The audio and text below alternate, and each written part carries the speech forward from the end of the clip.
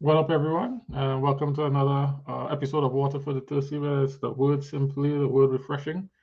I am gonna lie to you, most times when we come here, we don't know what we're going to talk about, and we kind of do it like that on purpose because we are following a Bible reading plan, and we all just kind of read on our own and then come together and talk about the things that were interesting to us, talk about the things that we struggled with, that we wrestled with, that impacted us, that were profound to us, that were transformative for us, and we get to kind of share those in turn. Sometimes when Courtney shares, nobody else gets to speak because whatever he says consumes our time. I don't know. He just has it. I don't know, man. But yeah. But that's kind of how we operate here. Um, and so it kind of helps that you read along with us. In order to do that, you need a copy of our Bible reading plan, which you can download from the App Store. It's Water for the Thirsty in the Apple Store or Google Play. And then, of course, if you want, you can go on the website and download a PDF. You can email us and get a hard copy. Currently, we are in the books of Joshua. I don't, yes, I think we're still in Joshua. We're in Joshua, First Corinthians, and Psalms, which is Kenrick's favorite book. We're about to cross over tomorrow into the last chapters of Joshua and into Judges. But yeah, we're in Joshua right now. So our conversations today will be coming from there. We get to drive, each individual gets to drive a conversation around the things that are interesting to them, that are impactful to them. And so Lorraine is going to begin for us today. She had an interesting question, but I'm not sure it came directly from this week's readings. But I'm going to let Lorraine kick us off. It was more of a thought more than anything. Like just reading the New Testament, I started feeling like Jesus was alone. So though he was surrounded by people, he was still alone in what he was going through. So like he was the only one that could go on that path that he's going down on, even though there were supporters and maybe encouragers or people just wanting from him to heal or whatever. He was the only one going through. And it like made me think of like us, like, you may have people around you that want to support you, that want to whatever, but that journey is just your own. Like it's just you by yourself. And it just made me feel like he felt alone. Did it make you feel comforted, scared, troubled? How did it I make you? mean, I felt sad for him, actually, is how I felt. Like he was the only one that could do what he was doing. Like there was nobody else that could do the job. Like there was him.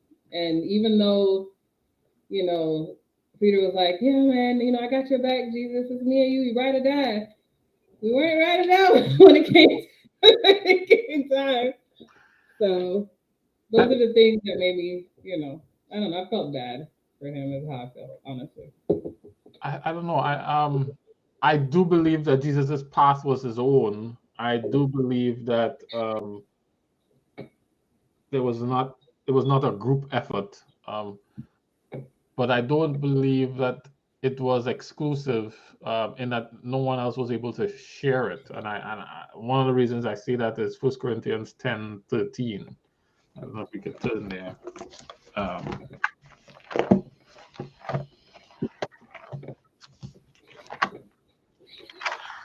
I,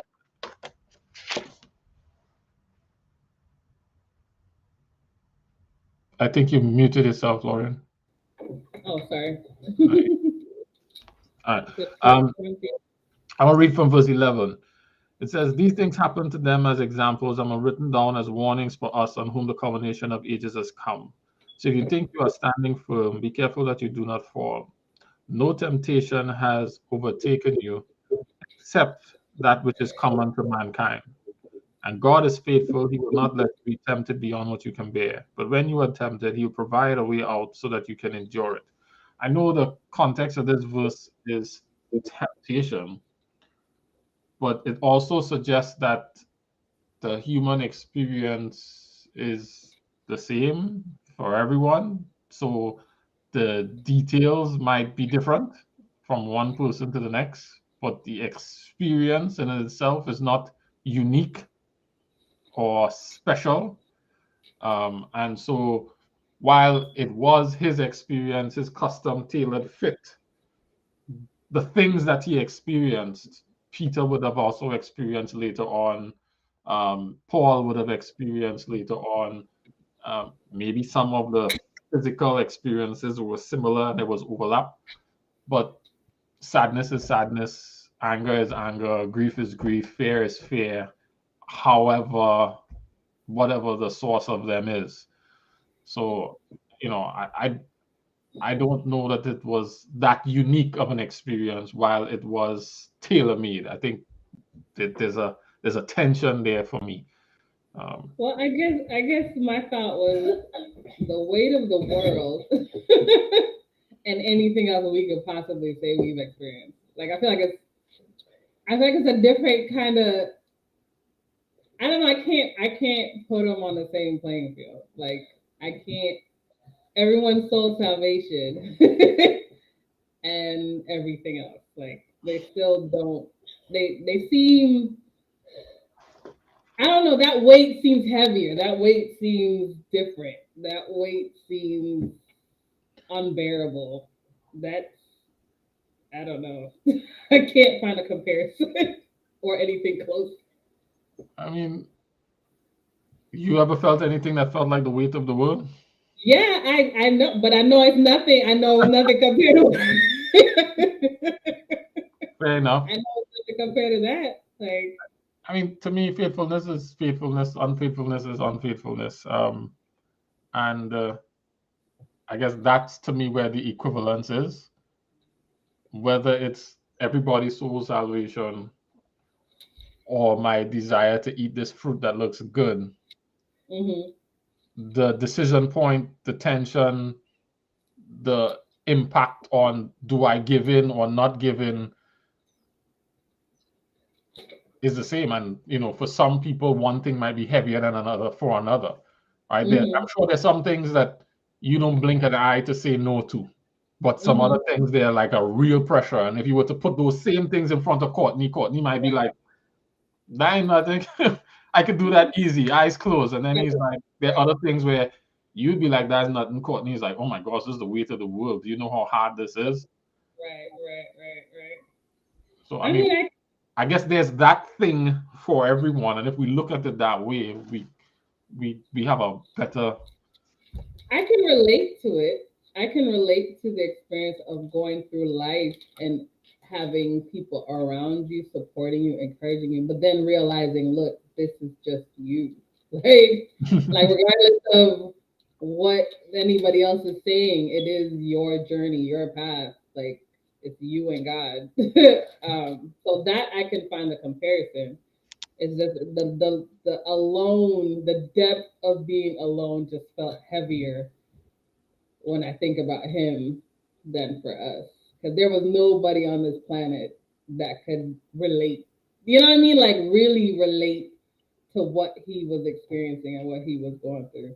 At least in my perspective. You can find similarities, but there was no like, dude, I know exactly how you feel. Like, You don't think so? So when Moses and Elijah show up, you don't think that they could have? You don't think their experiences were stuff that he allowed him to relate when they show up? no. I don't think I don't. There's nobody I can think of that could. No, nobody, past, present, future. There's no. I can't. I can't think of anybody that could be like Jesus. Like I feel you. Like I know. I like no. If anything, you look at yourself He and you're agrees like, with you.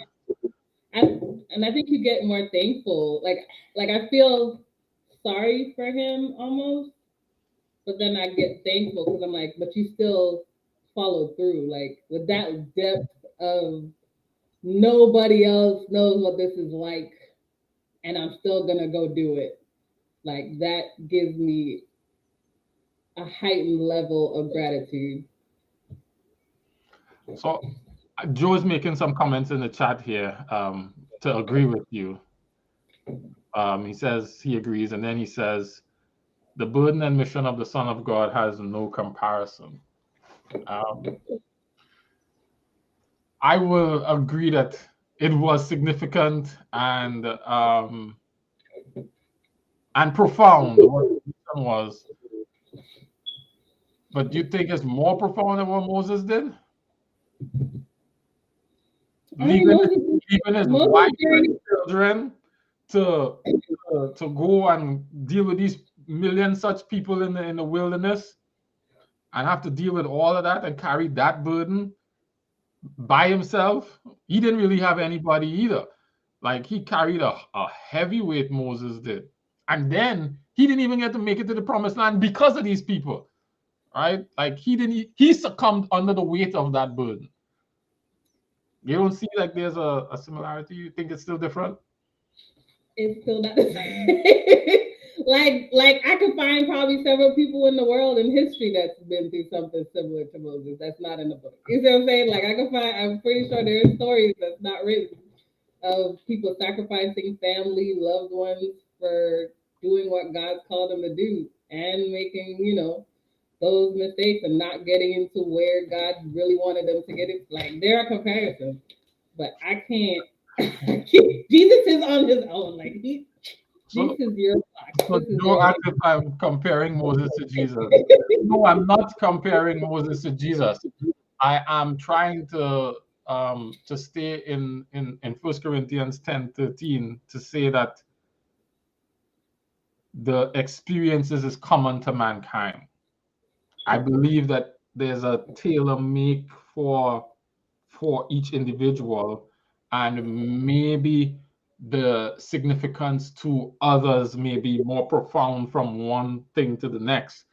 But the experience of challenges to your faithfulness, according to this text, are common to mankind. And if we add on Hebrews chapter 4, we see a similar theme there.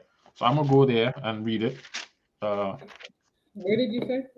Hebrews chapter 4, from verse 14. Therefore, since we have a great high priest who has ascended into heaven, Jesus, the Son of God, let us hold firmly to the faith we profess. For we do not have a high priest who is unable to empathize with our weakness, but we have one who has been tempted in every way, just as we are, yet he did not sin. So the experience. So this is how I view that though. He can relate to us. We can't relate to him. You know what I'm saying? Like it's this way versus. But it says he was tempted in every way just as we are. Right. So he understands completely what we felt. But we cannot completely understand what he felt on all levels. Like in some areas, yes, but I cannot see that comparison the other way. Like we can't look at you like Jesus said no. But if no, you don't. If that is true, then there's some kind of the natural follow-on to that thought is that Jesus is in a class by himself in terms of expectations that we should have on ourselves, like no, out of our reach almost. No, his experience, like it's almost like in Revelation where it says, "Who is worthy of opening this book?" If we are all on the same playing field. No, I'm not saying that. That's not what I'm saying. But that's where the distinction is for me. It's like what he, I don't know. This just the weight is different. Like what he went through. I see the comparisons and emotions of sadness, of fear, like all those things. I can see all that. I see where we would relate. I could see temptations. I could see all of that. But just his experience, just watching him go through in the New Testament, like I was like, dang, like he was alone. Like he was with people, but he was alone. Like he was going, like the only person he had was God to be like, son, I understand.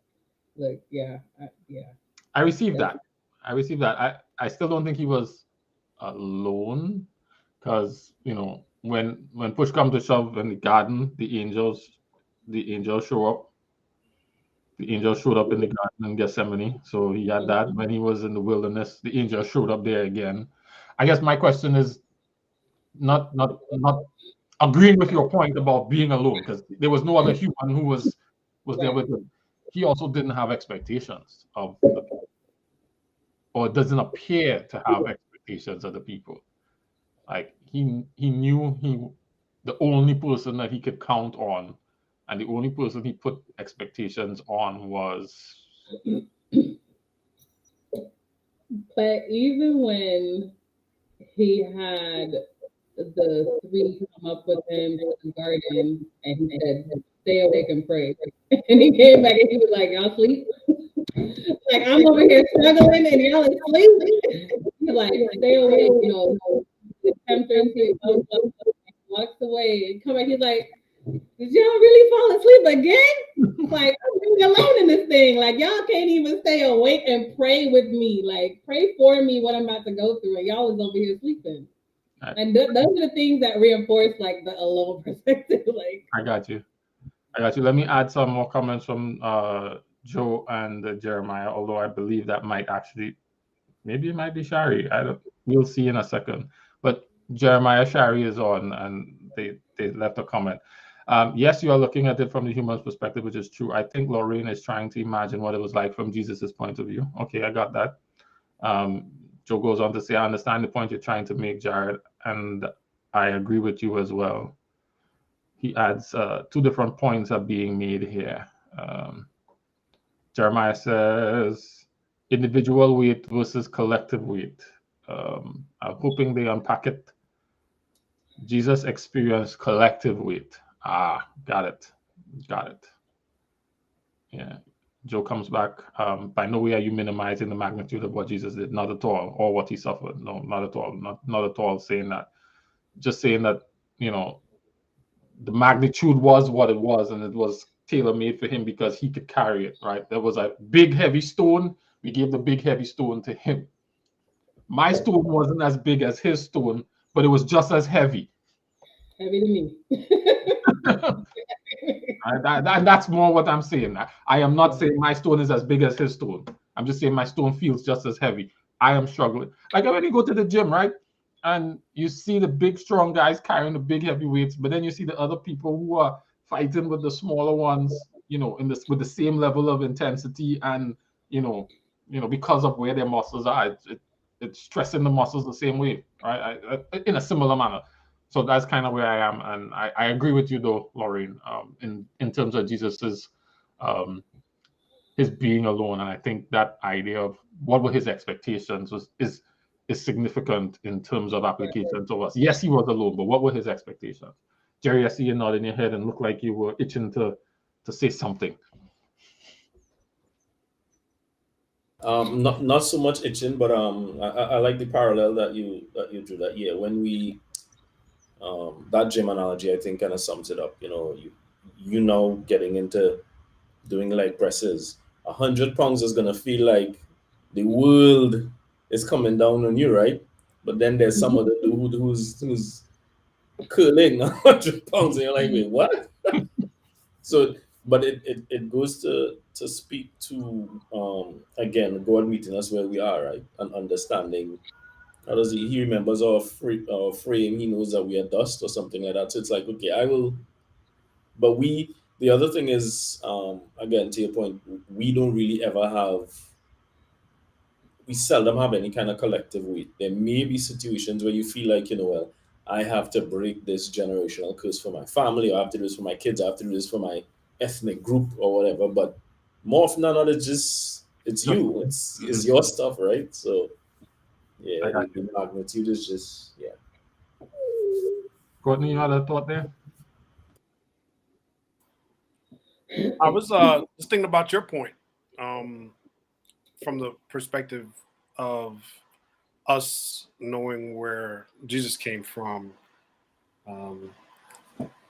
I think, like you said, I guess I think both viewpoints are right. All right, but I was just really just sitting on what you were saying, just taking it to in my thoughts of like for instance, Second Corinthians chapter 5, verse 21. And it says, God made him who had no sin to be sin for us, so that in him we might become the righteousness of God. So I think it's for us, I guess now that we're kind of looking at things in hindsight through the scripture, we can see that Jesus sort of experienced that same, not because of anything he did, but it was a similar separation from God. It's like a fall from sin or the fall of sin that he had to experience, like how we did. Because humankind, when we were first created, we weren't in this state, So I think for us now, if we can rewind the tape and look at it, like, yeah, we can see what it was where we were before, and the agony is like, I don't know how Adam and Eve felt once that separation happened, but because we're so far from removed from it, but we see Jesus in agony about that. Like, this is me being separated from the Father because of this sin. And I think that we can, through his experience, see that, like, and can understand that, or we should be able to. Right. Word. Lauren, I appreciate that that thought. What are your expectations in light of your analysis of Jesus or processing of Jesus? I mean, Yeah, it just reminds me that my journey is my journey alone. Who was it? Joe said, like, I have the tendency to look at things from other people's perspective, not me implanting my. So just putting myself in his situation, that's why I felt how I felt. And that, like I said, for me, when I then apply it, now I'm like, my journey is my journey. Like, indeed. regardless of the supporters or lack of supporters, my journey is still my journey. My path is still my path. Like, wherever that may take me, how heavy that load may be or feel at times, it's still just mine. It's not a collective thing for me to do it with other people. It's mine. At the end, like they always say, like at the end, they're not gonna ask, well, what did y'all do? It's gonna be, what did you do? Right. What did you do with it? Like, so at the end of the day, you have to be faithful to what God tells you to do specifically, not, can't be caught up on, well, I didn't have anybody on my side and nobody was there to I think there's a danger, not that you are saying that it is there, but I think there's a danger in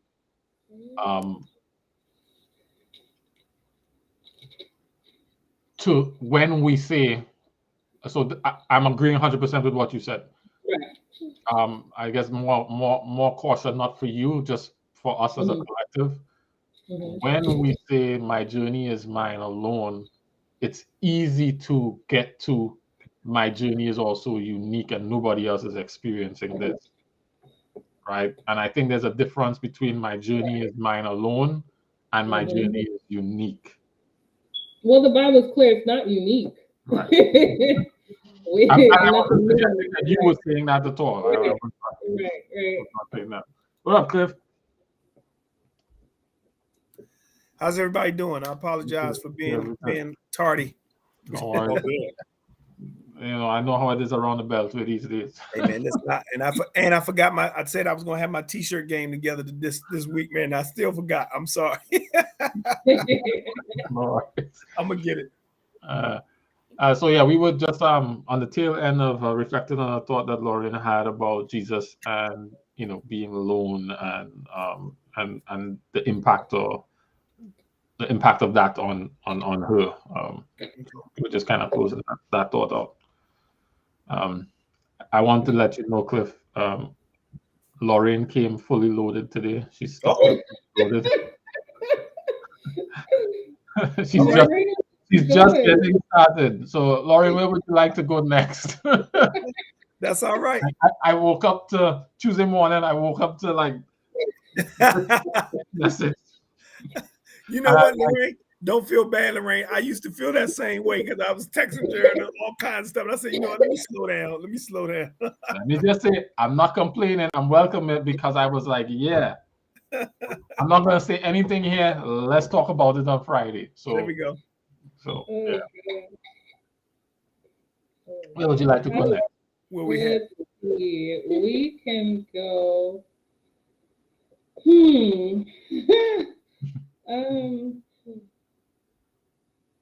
We can do the sexual immorality part. We can tackle that real quick, as quick as I can tackle. So this was a question she asked me. It was nice and long. I summarized it here. I'm gonna let you dig into where your thought was, what you were thinking about, what you were wrestling in, and where you'd like to go in terms of thought.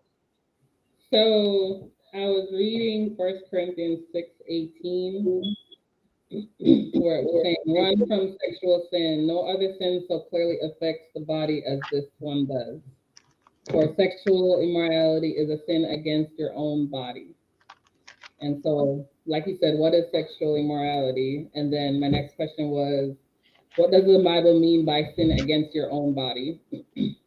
And then applying to our time now, why is fleeing sexual sin appear to be outdated or an unrealistic idea in our society today?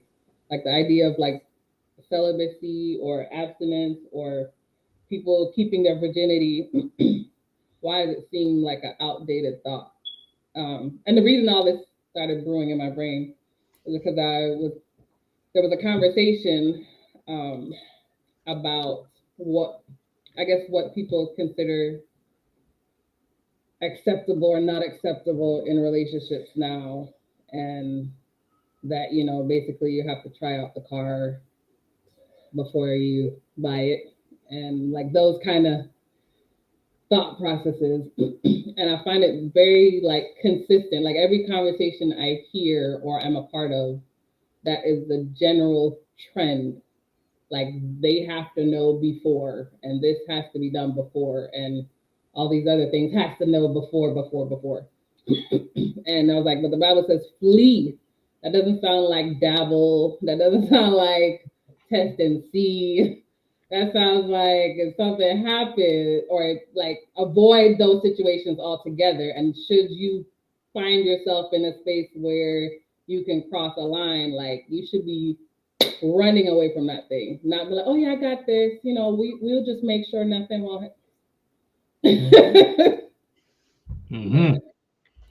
I received the question and I asked the other guys on the conversation. Lauren is out here by herself as a lady today, so hopefully the bishop comes in and provides some balance here. But fellas, what's sexual immorality? Is there like a general sense, or is Paul narrowly defining it here, contextually defining it here? What is it? Let's do that first before we get into the other things that she asked about. I know we probably all think we understand it, but are we all working off the same definition and understanding? Are we all defining it the same way? What is it? As you understand it anyway.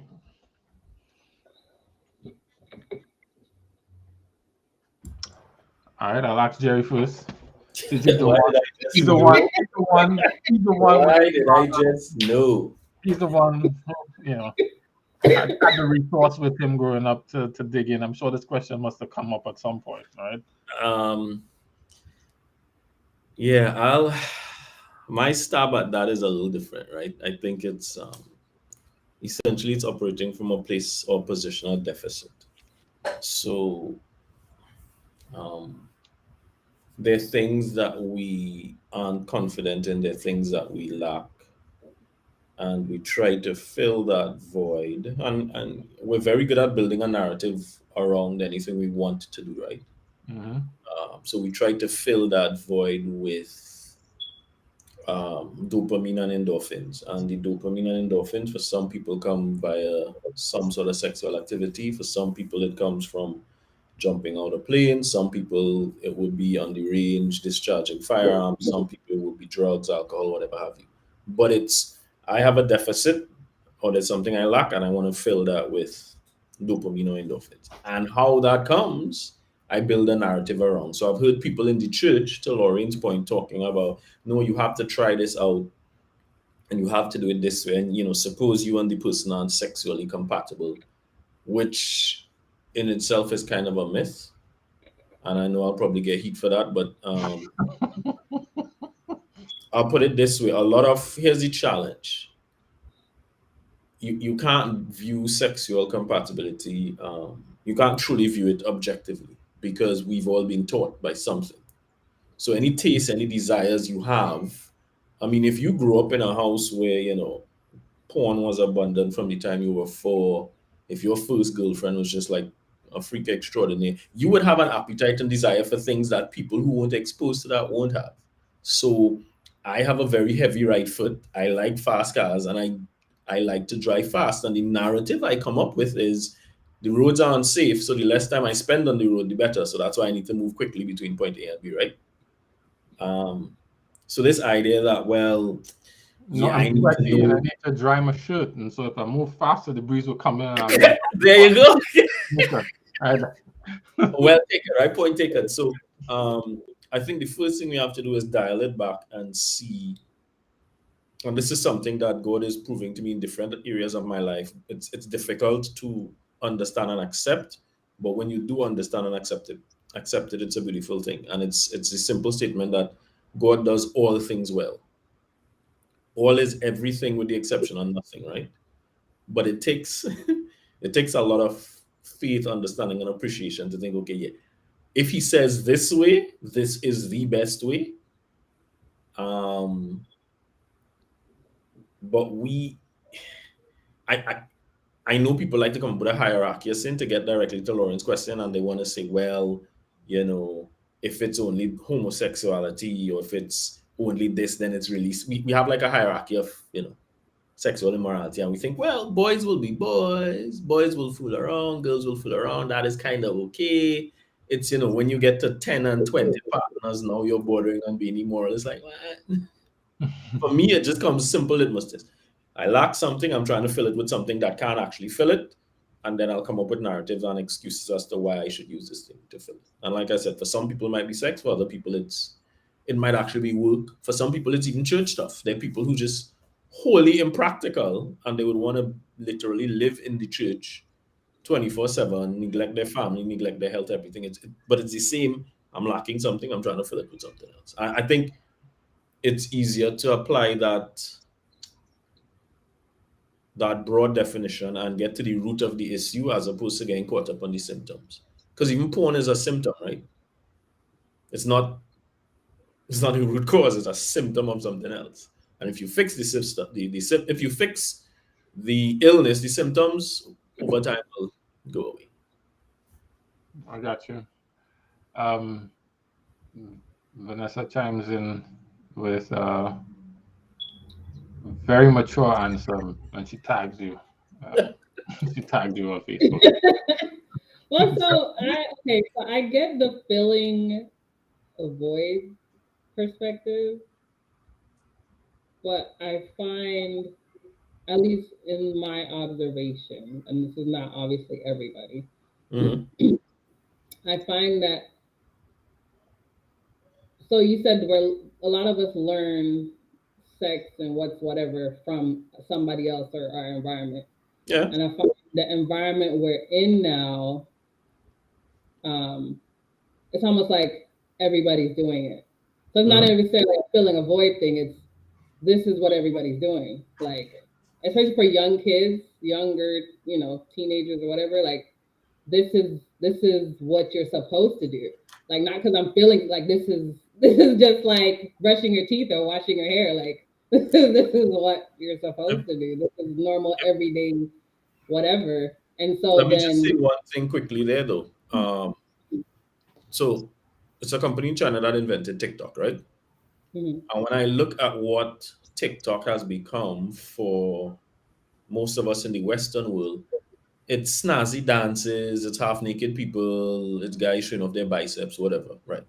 And that's what you're telling this generation. That's what TikTok is for. That's what you're supposed to do, right?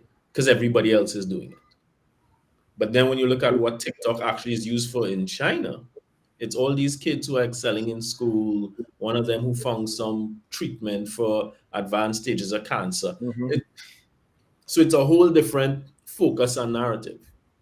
And what I'm saying is, yes, you will have society telling you do this and do that. And if you're not confident in yourself, if you have any sort of deficit, any sort of lack, what you will do to try to fill that void is to just chime in and do whatever the world is doing or telling you to do.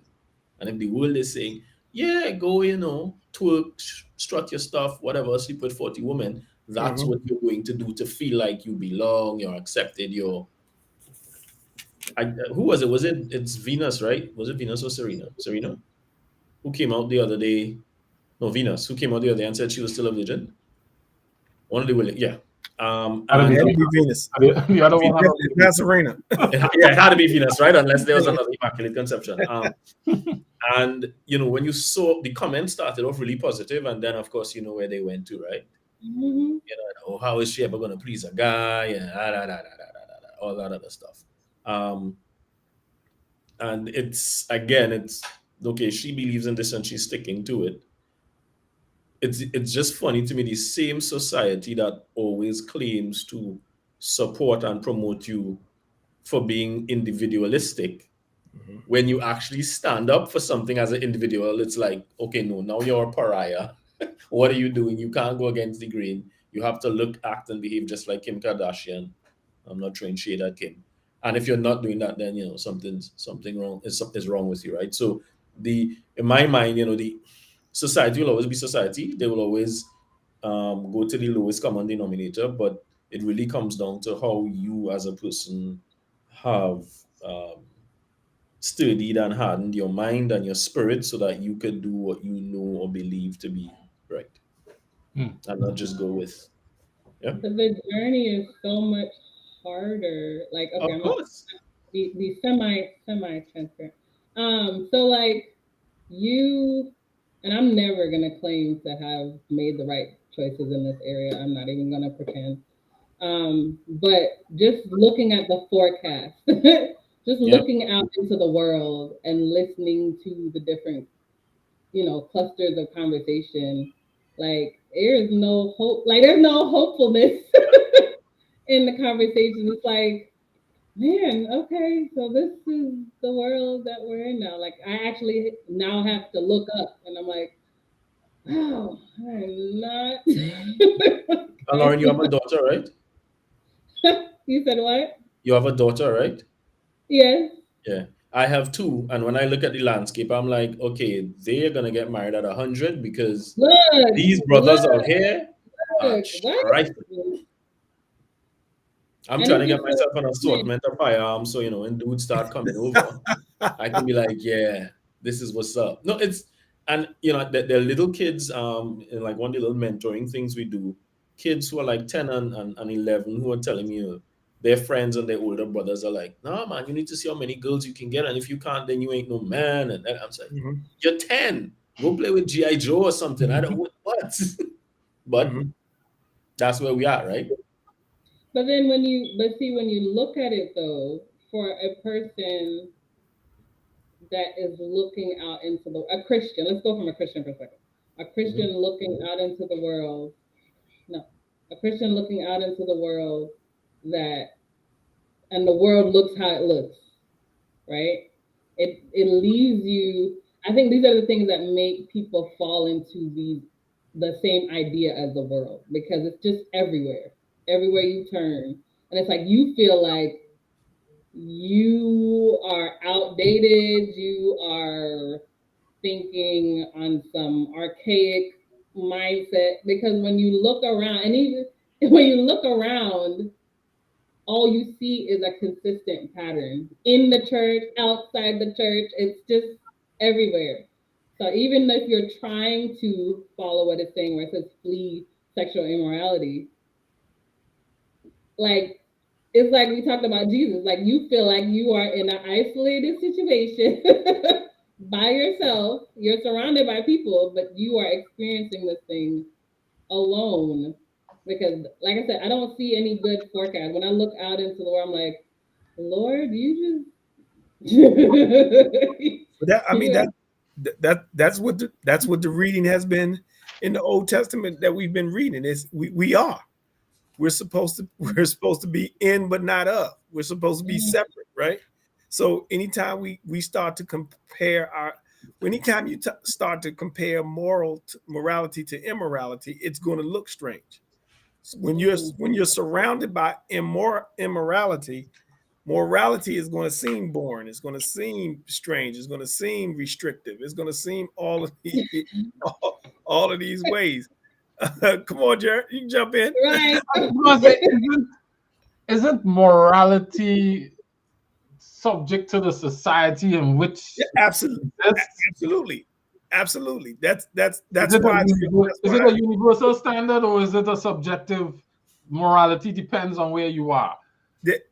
I would say depends on where you are, because for the person who believes in God, it's supposed to be subjective. Supposed to be subjective or objective? Objective. I'm sorry. Objective. I always Jared, mix I have a those up for a question, second. and I think this is sometimes where we as believers get caught up, right? My humble opinion, I don't think we were ever called to police the world. So we get caught up sometimes and feel like, why is this person living like that, and why is the only thing on social media now is this, and at every turn it's this type of relationships, and they're promoting this because that's what I have a shepherd, a German shepherd, and very often during this, he'll get something will ruffle him outside and he'll just start barking. I can't get mad at him for barking. That's what he does. So the world will do what the world does. It's not our job to police them. To your point, Cliff, is our point. It's our job to remain in practice separate and apart. Yeah, and not get pulled into it. It is very hard because it does feel like even having conversations with anybody old and young, you are preaching something outdated. And worse yet, if you're single, and it's like even people in the church are like, well, I'm gonna holler at you, but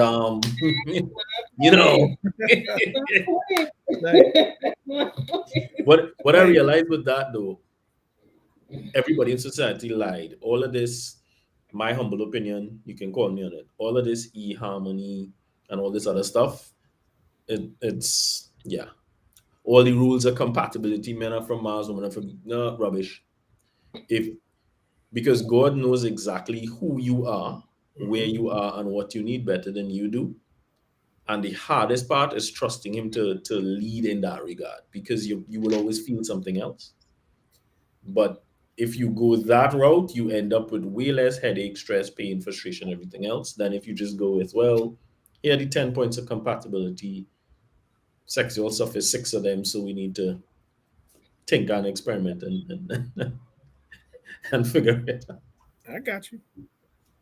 Listen, the lost is the art of courtship. Yes. Where you take your time to actually figure out and understand who the person is that you may be considering spending your life with. Now I'm going with my heart. I'm going with my heart. My heart is a couple, several inches down. There you go. There you go.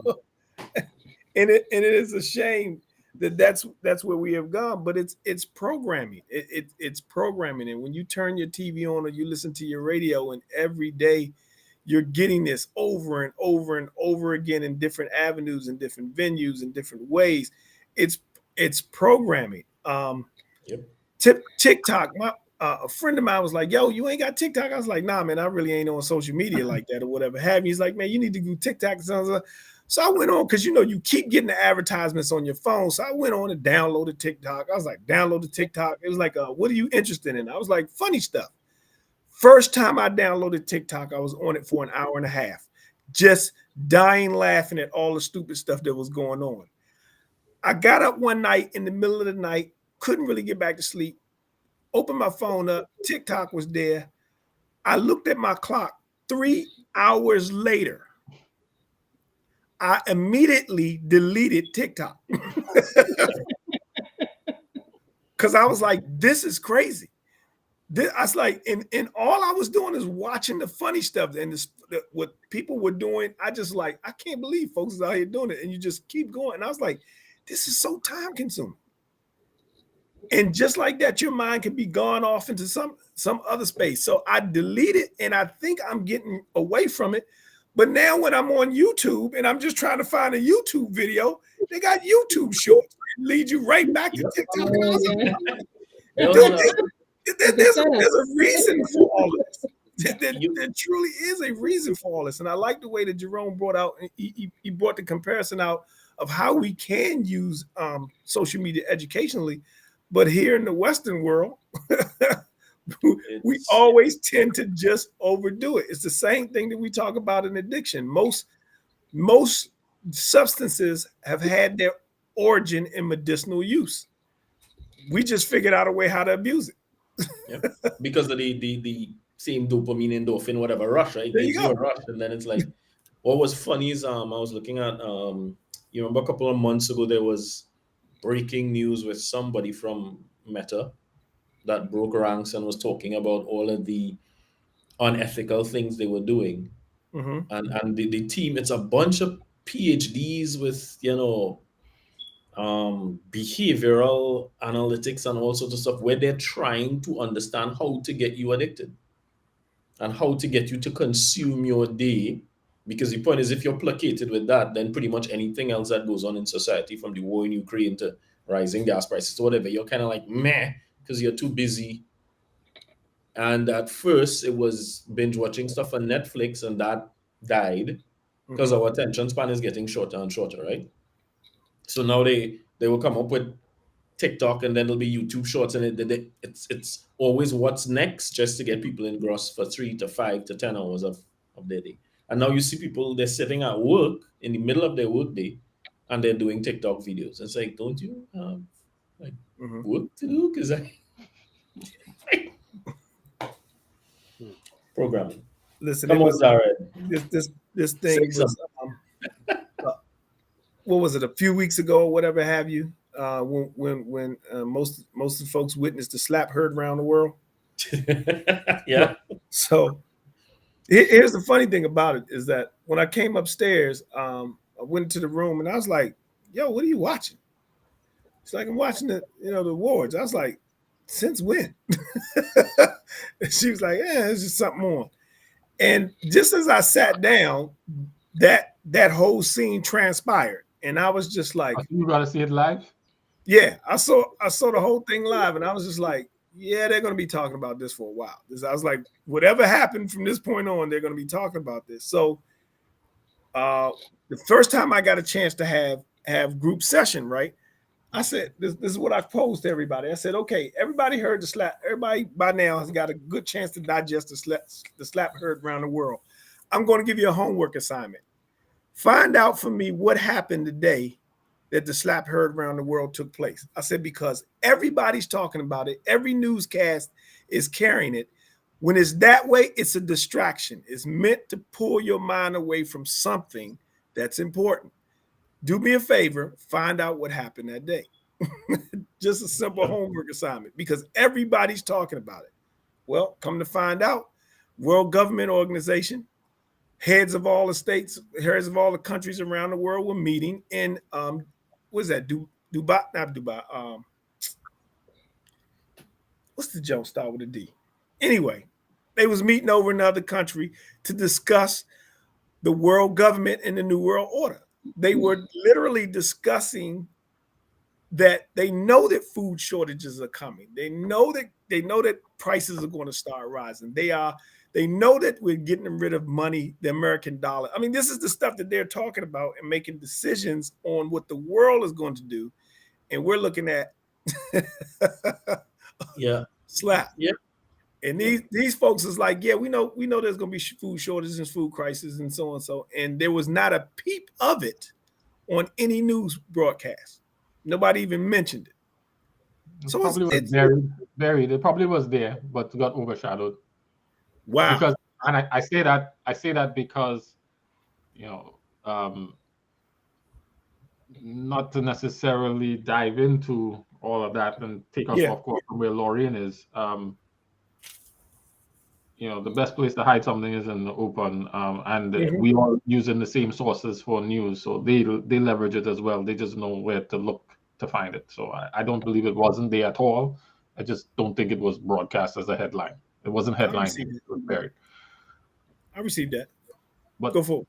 Just pivoting back to where Lorraine's question is, I guess we all assume sexual immorality to mean the same thing, and so we don't necessarily need to define it, because we've been having this conversation thus far with the idea in mind, and I just want to make sure that is a fair assumption, because that's one of the first things we did try to set out to do. I think we jumped to the latter part of Lorraine's question, and that's fine if we just all assuming it to be the same thing. Does the Bible tell you exactly what it is?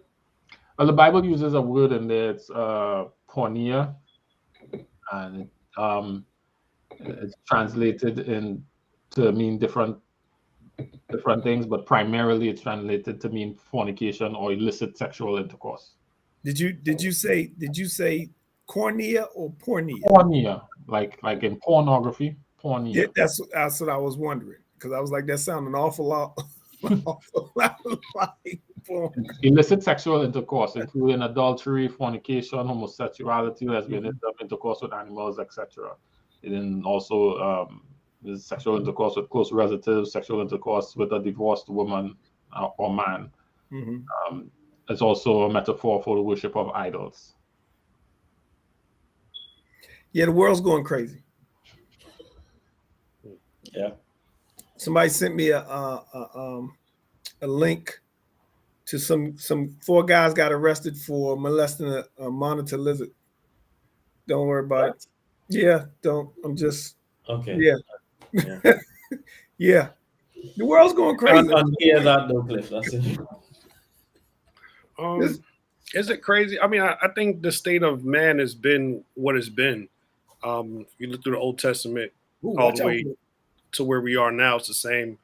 We's talking about the issue with appetite, right? You know what I mean? Mm-hmm. You look at this verses after 18 in Corinthians saying, do you not know that your bodies are temples of the Holy Spirit who is in you, whom you received from God? You are not your own. You were bought at a price, therefore honor God with your bodies.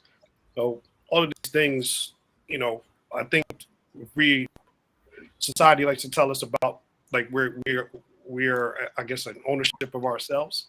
You know what I mean? Like we can do what we can with our bodies. You know what I mean? Mm-hmm. I think that's one trip that we would trip over. This next part, again, we know that what sex was designed to do in the garden, that was uniting a man and a woman together. They didn't have a marriage ceremony that, as we've seen nowadays, that was the joining of two to be one. And so again, I'm looking at it like that's another perversion of what was created in the beginning. And I'm saying if two can become one, then if you're sharing that experience with multiple people or people that or things that wasn't intended to have that connection, then you have all of this confusion within you. You know what I mean? So that's one thing. And then we have this indulgence thing. Everything from our phones that you're talking about now, everything is putting all the things you like to indulge in right at your fingertips. Like, you know what I mean? Like, and I think that's just the game. It's just like, yes, it's boring to be disciplined and to practice some type of self-control. Like, but that's just what it is. I mean, you're called to do that. I guess if you are a follower of God, you understand that. Maybe if you were raised in that, you understood that from a young age. Some people didn't know that, and they're trying to convert themselves to that. But essentially, that's just what it is. Like that's how I look at it. I wanna go back to the second part of Lauren's first question. What does it mean to sin against your own body? I'm tracking along with the sexual immorality, some of the reasons for it, why it's problematic, and formally established, agreed with everything that's been said. But I'd like to push a little deeper into what does that mean when Paul is saying that? What does it mean? What does the Bible mean? Sin against your own body. What is Paul saying there? What does that mean?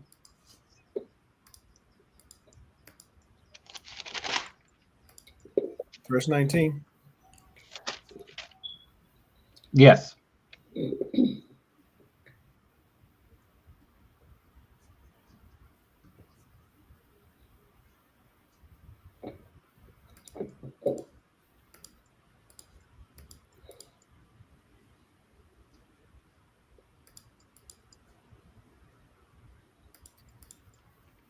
Away from it.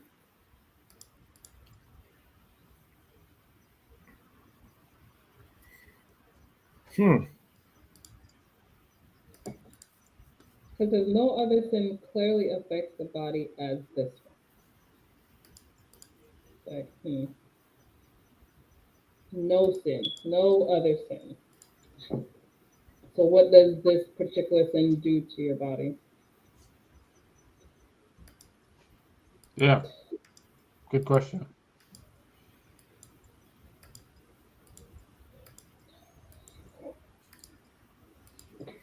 My Bible has a note here that says, while other sins may also involve the body, sexual sins directly attack the body since they involve the physical union of two bodies. Which I think is along the lines of what Courtney was talking about, but I still don't fully grasp the offense to the body. Not saying that there isn't one. Maybe it's clear to everyone else, but not to me, or maybe it's not clear to anyone who's listening, and hoping that we could kind of massage it out so that we could all walk away understanding, okay, this is what that means, or this is what that involves, or Too many people in the pool upset the pH balance. I heard I like that definition. I heard a pastor say, the one time we saw Jesus upset enough to act it out was when they defiled his temple, That's what his father's temple. And we need to understand, which society doesn't help you in that regard, but we need to understand that our body is actually his temple. So once you have all this mixing, commingling, becoming one and whatnot, you are defiling the temple. And you are practicing a form of idolatry because you're bringing other ways and other parties into something that is designed to operate only a specified way. It's like putting diesel in your car when you have a car that runs on petrol. Everything is going to be screwed. And it's not that you can't fix it, but because again, Lauren, like I'm not going to claim that I have made all the best or all the right decisions, right? And while things can be repaired and fixed, there's a cost to that, right? Right. And I think people understand or underestimate how much of a cost there can be to it. And society keeps placating it like, oh no, you'll be fine. You can do whatever, sleep with whoever, whatever. It will all pan out, and they're far-reaching repercussions, even to your kids and their kids sometimes, that we don't. And I think that is where the power of it lies, because it's something that is impacting you as a people, is a form of idolatry, and that has very far-reaching repercussions. Co-signing, but pushing a little further. Right. Okay. I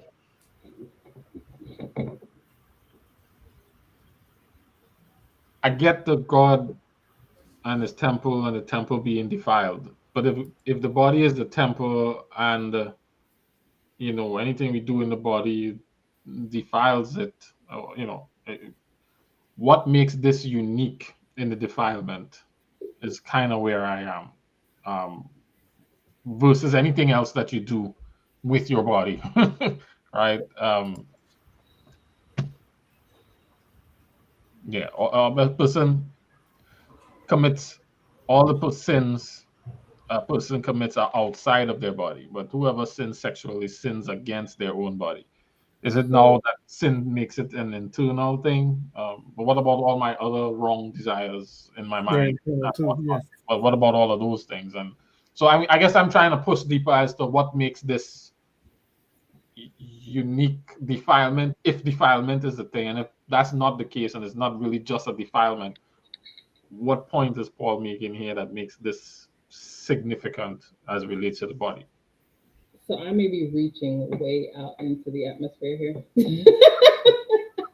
But a random thought I had, the verse where it says, any kingdom divided against itself won't stand. So this is just a random thought. So if every time you make that connection with somebody or something, you become one with that thing, then you are in turn dividing yourself up between all these different things or all these different people. So then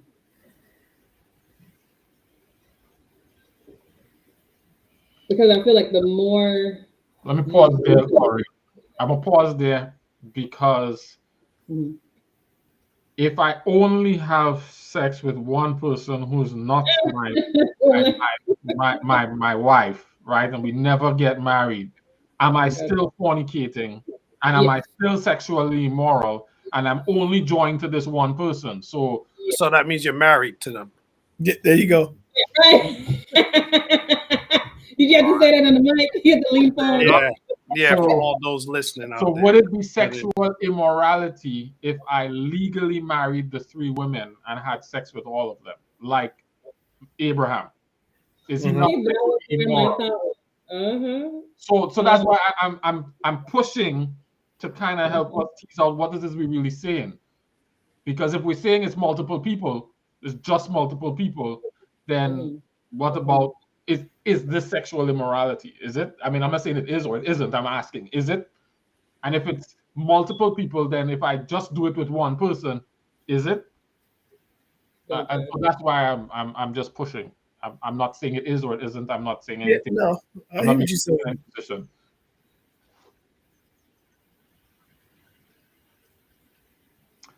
Let me ask this question, because the notes that my Bible has appear to contextualize the point that Paul is making, not saying that all the things that we're saying about sexual immorality in general can't be applicable, but Paul appears to be making a more specific point here about the Corinthian people who were practicing having sex with shrine prostitutes or prostitutes. And I go back to, let's go back to 12. I have the right to do anything you say, but everything is but not everything is beneficial. I have the right to do anything, but I will not be mastered by anything. You say food for the stomach and stomach for food, and God will destroy them both. The body, however, is not meant for sexual immorality, but for the Lord, and the Lord for the body. By his power, God raised the Lord from the dead, and he will raise us also. Do you not know that your bodies are members of Christ himself? Shall I then take members of Christ and unite them with a prostitute? Never. Do you not know that he who unites himself with a prostitute is one with her in body? For it is said, the 2 will become one flesh. But whoever is united to the Lord is one with him in spirit. And I guess it's therefore flee from sexual immorality. All other sins are committed outside the body, but whoever sins sexually sins against their body. Do you not know that your bodies are temples of the Holy Spirit who is in you, whom you received from God. You are not your own. You were bought at a price. Therefore, honor God with your bodies. Then he goes on to talk about now Matthew wrote about it is good for a man not to have sexual relations with a woman, but since this sexual immorality is occurring, and then he gives a lot of advice which changes the direction slightly of the conversation. If we step back and then process what he's saying in terms of prostitution, can we then extract the significance of sexual morality in its broad sense? Would that help us? Or is this not saying that, this is not also true for sexual morality? Not saying that at all. I'm just wondering how much of this is contextual to what Paul is talking about here, specifically to this. And then application to other things can be seen. More than talking about sexual immorality in its broader sense. Is he talking here about this specific type of sexual immorality in general? Like, which is it? And let's say he is talking specific, what is then the application for all the others? Or can we determine what the application is for all the others?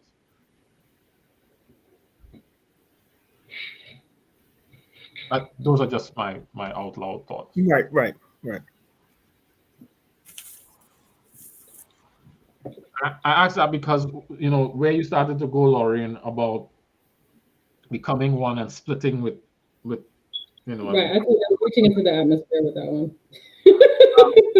No. I think you are in the right direction, because that's kind of what the verse starts to say here.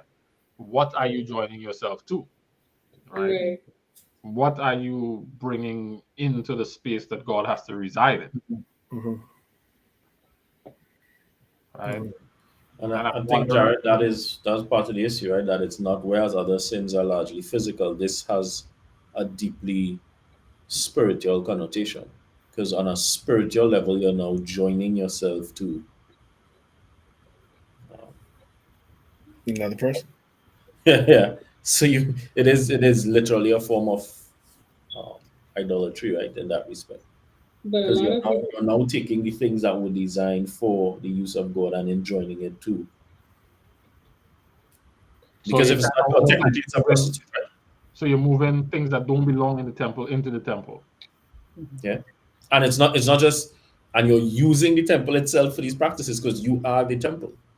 You are meant to carry the Holy Ghost, and it's like, I mean, I don't think many of us would want to, if literally Jesus was walking around with you in physical form all day, you ain't trying to show up in Club Diamonds with Jesus on your arm, like, yo, we're going to sit over here. But that's like literally what you're doing, right? Let's do another example, but to make your same point, if we repurpose the temple as a personal bedroom, and we just, wow. It is what it is. Wow. It's a most holy place. It's a private space. It have a curtain. I go sleep in there, and Lord. we go watch TV. We go, Netflix and chill. We go listen to Dave Chappelle back there, in the temple. Not saying that this is not pointing fingers at him. I'm just talking about the space and his sacredness. I'm wondering if that's kind of where the issue is.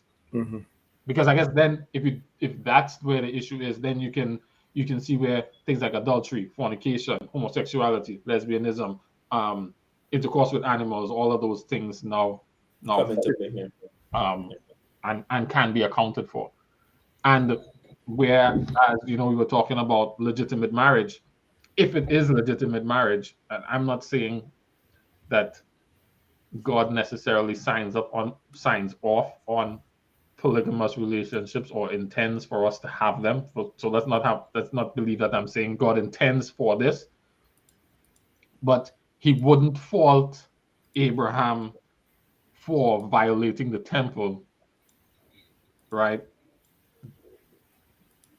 Because if we're using this definition, and I'm just saying it like that. If we're using this definition, then Jacob doesn't necessarily cross over into that offense necessarily.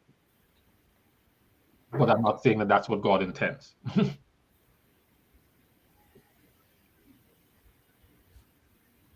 I agree. I agree with you. Remember, I am thinking out loud in this No, moment. no. I I'm agree. not saying one agree thing with is you. or isn't, right? Nah. But if you look at a situation like Jacob and use Abraham, now we talked about this in Bible study other times as well. God isn't, he's not outright saying, okay, you know, he's not saying go ahead and do that. He's telling you what is the preferred way, right? What he would tell you is the wiser way to go about it.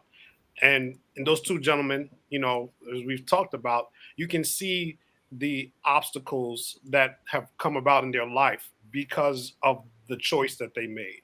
Mm-hmm. You know, with having those multiple wives and children with multiple wives, and you can see the ripple effect throughout time because of that. So, you know, again, I feel like God is always going to suggest to us a better way of doing things. We have a choice, and oftentimes we will go with our way. You know what I mean? I don't think that He leaves us like, but He'll just say, "All right, you gonna have to." You're gonna have to deal with the way that you chose this. Like I'm gonna work with you though. Mm-hmm. So I like that you say that, Courtney, because it now shifts the paradigm a little bit for me in my mind. And I'm processing out loud in the moment. If the issue is a spiritual connection that takes place, then even though God does not literally come out and say, Abraham, stop that madness, He is now conjoined in 4 into 1, whereas the intent was 2 into 1. So that's the same as Solomon? It would be the same. Again, in their understanding, in their societal norms, these were legitimate marriages based on how they were defining marriage. But at the higher spiritual level, is it along what God intends because of the spiritual implications of, you know, all of those things? It may not cross over necessarily into immorality as Paul is talking about here, but it definitely does would mess with the aura, the spirit, in that regard, which would not make it correct, but may not make it sexual immorality. Does that make sense? Mm-hmm. I think Paul goes on to explain it, to also step into that where he starts to explain the responsibilities that come along with that. And he starts to define that as, if, you know, it's better for you not to be able to be married because then you have more time and devotion towards God. But the moment that you are, then your responsibilities are divided per se. Mm-hmm. And there's certain obligations that you have to your significant other. If I could just jump in there, I think that is part of the logic, the rationality thinking behind the TikTok and the Netflix and the everything else. Keep your attention as divided as possible, so you can't devote it to the things that you should be devoting it to. What's funny is when you sit down and you listen to Mark Zuckerberg or any of these billionaires talk, all the boring stuff or all the stuff that they're projecting as boring through their companies are the very things that they do. They spend almost zero time on social media. They get up, they whiteboard their day, they meditate, they're very focused, they read, you know, vociferously, whatnot. All the stuff that they're pushing out there as being boring and a waste of time and being oddball behavior to us is what they're doing, which is, you know, part of the reason for their success, right? And why they stay in charge, because even the people who can come up and compete with them are too busy spending 10 hours on Netflix binge watching stuff, right? I know. Okay. No. No, before he talks about the prostitute, he starts by saying that don't fool yourselves. Anyone who indulges in sexual sin or worship idols or blah blah blah blah, prostitutes, thieves, greedy people, drunkard. Like he goes down this whole list. Like none of them will inherit the kingdom of God. So the goal is to inherit the kingdom of God. So Free fornication. he tells you to run. Like he tells you to flee. You run. I feel like a lot of us. I mean, I've been there. I've grown, but I've been there. You feel like, oh yeah, I have enough self control and self discipline. I can be in certain spaces and places and be fine. God's with me. Like, So you have. Go ahead. I just want to point out, while it does translate sexually immoral, the word there is slightly different from the word in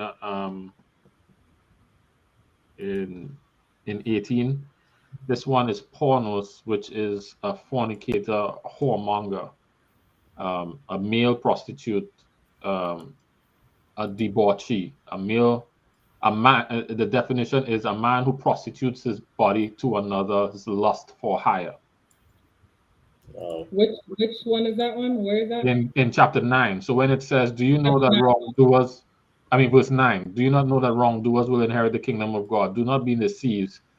Neither the pornos, the male prostitutes, is how this word is defined, or whoremongers, or idolaters, nor adulterers, or men who have sex with men, nor thieves.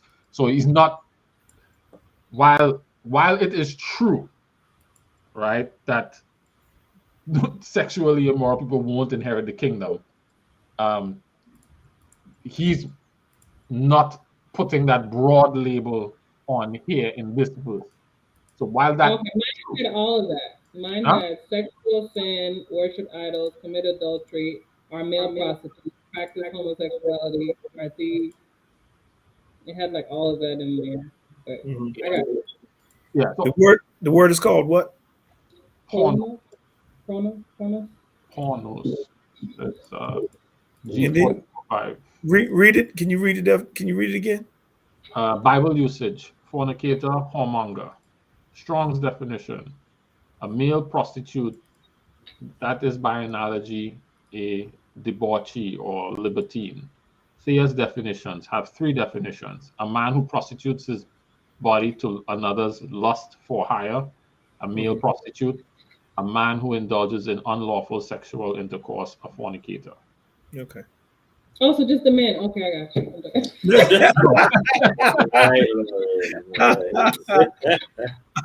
I heard 2. I heard 2 words in there. Nah. Okay. I heard 2 root words in there. One was the porno. So yeah, I believe the statement is true of all sexual immorality. Right. I don't believe that's the point he was making here, though, and so because of what he says later on, and how he uses the term and the context in which he uses the term later on. But I will agree that it'll be true whether that's the case or not.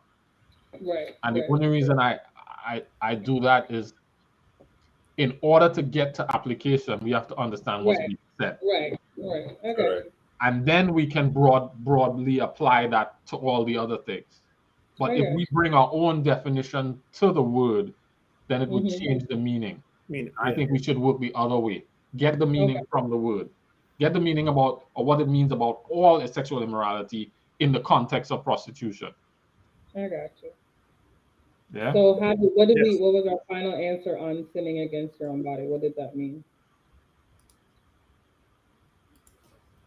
I think what I remember us saying was, because it's in the context of temples, and God dwelling in there, because of the spiritual significance, this usage of the temple violates it, and therefore it becomes a sin against it.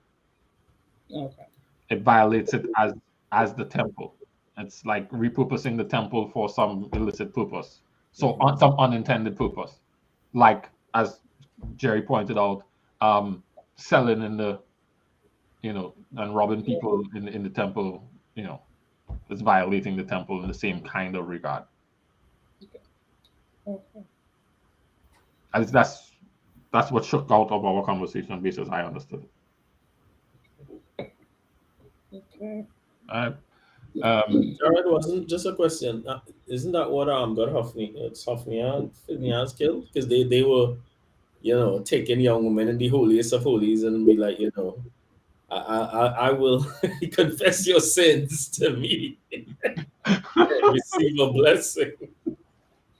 It Yeah, they just was went. a free space. Yeah. Wow. So how would we so then the follow-up was, he said flee. So then what sin are we fleeing from? Misusing the temple? Is that where we're going? Yeah, and I think what he does in the next chapter is provide the answer to that question. Because he says in verse 2, but since sexual immorality is occurring, he's like, you know what? Probably the best thing is y'all just be abstinent. But since sexual immorality is occurring, and y'all have this, as Jerry pointed out, this lack. Here's how you can fill the lack, but not cross over into this other space. Mhm. Each man should have sex with his own wife. And then those who are unmarried stay unmarried. Correct.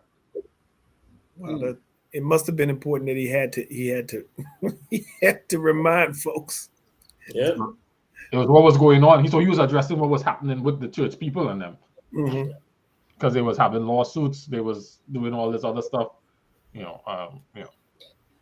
It's like when you go to certain buildings, even government buildings, and they have some of the strangest signs up.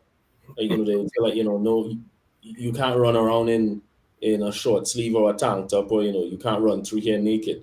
That sign went up because some stupid person actually tried it, right? So it's like, if he's giving advice like that, it's because, okay, with all of this crazy stuff going on in the church, here's what I'm going to warn you against, and here's what's not going to happen. Mm. Yeah. And a lot of this advice is advice that, particularly in 7, is advice that he is given on his best wisdom and judgment, not Right. because this is a thus saith the Lord. So, Right. God may have his own idea on how to approach this. That maybe is what Paul is saying, right? But Paul does not stamp it with God's seal on God's behalf. So on a practical level, for those who are not remaining unmarried, what would you guys, like, if somebody's watching now, what would you say is a practical way to flee? If you had your younger self watching now, what would you tell your younger self about trying to stay away from this kind of violation? So many things.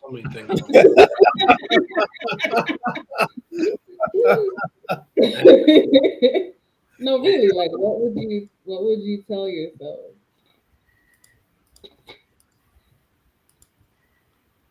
Man, it's cliche. I tell myself it's not worth it, player. It's not. It's not. It's not. It's not. Says the men who are married. Hey, man. Hey, we didn't wake up and get married, No. We were out there in the wilderness. I tell you, man. For 40 days. Telling you, man. There's still a jungle out there, So Oh yeah.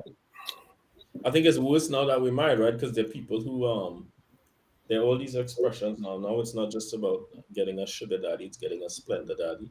So it's not that they're gonna spoil you with everything. It's just like, okay, so this is the guy who takes care of my car payments and whatever, and this is the guy who does this, and this is the guy who does that. And they look for and target married men because they know, it's not like you're gonna stalk them, you're not gonna call them and want to know where they at, who they with, all of that stuff. It's like a win-win proposal, right? Like, what? This is promoted.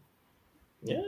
This is promoted. This is Yep. This is And, a meat and market. everything from Love and Hip Hop to Real Housewives of whatever, it's just like one theme. Yeah, it's a meat market.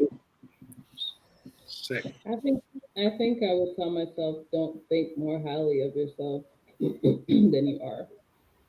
Don't think more highly of behind yourself. Unpack that. Because I think a lot of people like to test the line. Like there's a clear line that you should not cross. And you like to say, well, I can get to this line. We can kiss. We can cuddle. We can, it'll be fine. We got this. And it's like, no, you don't got nothing. You don't have any. You don't have any. It just takes the right temperature outside, the right lighting, the right whatever, like the right Some situation. Teddy Pendergrass or whatever. Yeah. Like, it just takes the right anything, and you would be like, what? Just what? How did I get here? Right, that was not the plan. Like that was, I thought I had, like, oh, you don't have nothing. Like, like you. Or like you ever read Paradise Lost by John Milton? Which it's not. He didn't claim it was biblically inspired. Other people said it was inspired, but it's like his remake of the whole Fall of Man and everything, Paradise Lost, Paradise Regained. And it's funny when he was talking about the fall in the garden, right? It's how Adam and Eve gave the tree of the knowledge of good and evil wide berth. But then it's like over time, because it wasn't just like God created them today and the following day they sinned. And he was saying God will actually come and sit down to them and be like, yo, there's this mug called Lucifer who'll be coming around and he'll try to separate you because he knows if you're separated, it's easier to get at you, blah, blah, blah. But it's like he would lay out the game plan to them. But off and on, they would just keep inching closer to the tree because they're like, well, Jesus give us the game plan. We're already perfect. We know everything. We know how this is going to go down. We good. We got this. And then you got nothing. This was not the plan. Yeah. Or was it? Well. What's sad is, and I'm not saying there's not an accountability on your part for your own actions and what you do, but there are people out there that are looking for, they are patient enough to inch a tiny bit, and a tiny bit. They will wait. Listen, they won't just wait, they will get baptized. They will join the choir. Yes. They will come to Bible study. Come on now. Yes. Yes. Oh, come on. Yes. Come on. The prophet was told, don't go and eat there, right? And then the next prophet come and he hunt down the man. The man was going home, Yes. He was going home and he was going home the way he was supposed to. He overcame and he said, I'm going home. Right. I'm going to do it the right way. Mm-hmm. But the next prophet come and hunt him down and follow him and entice him for dinner. James 1:14 says, each one, when he's tempted, is drawn away by his own lust. Let we not blame the guy who baptized and come and wait in that. God didn't do nothing to that old prophet. In fact, what God did is he sent a message to the receiving prophet. And only the one who didn't do what you were supposed to do get eaten by the lion. And wow.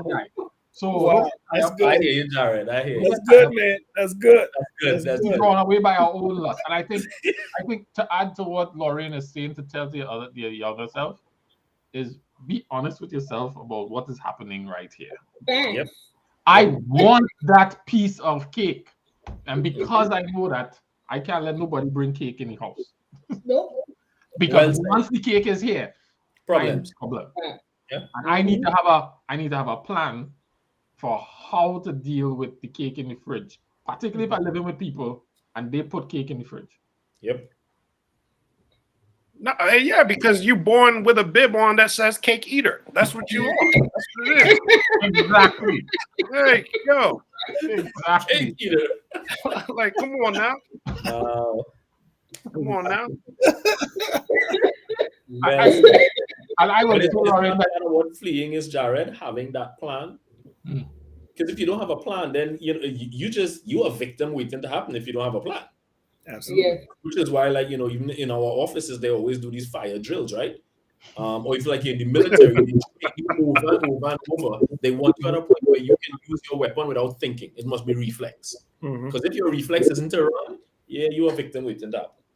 Yeah. Take for example, I was going 2 points I want to make. One, I'm gonna make the point and then use the illustration. To Lauren's point, the strategy for fleeing sexual immorality is the same as fleeing anything else, and I would not elevate it to be unique. And I then would now use this as an example.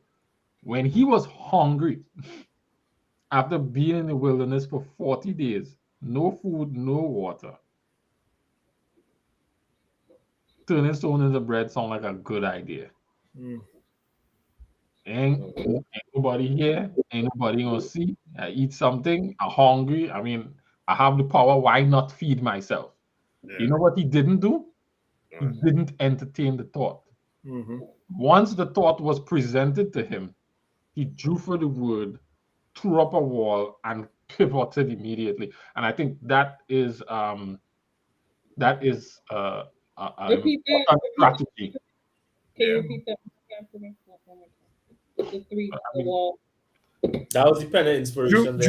Drew for the word. Yeah, he drew Right. for The wall and put up the pivoted. wall and pivot. Mhm. Yes. That's my Like he dismissed the thought, like he didn't entertain it and allow it to get roots or or get comfortable, because that's what Eve did, right? That was the difference in the approach. Eve had the word, but she entertained the thought a little bit, Mhm. and then once she started in the thought, because she wasn't honest with herself about what she really wanted, Mhm. she entertained the thought and then justified it. Yep. But Somehow we always Jesus never entertained the thought.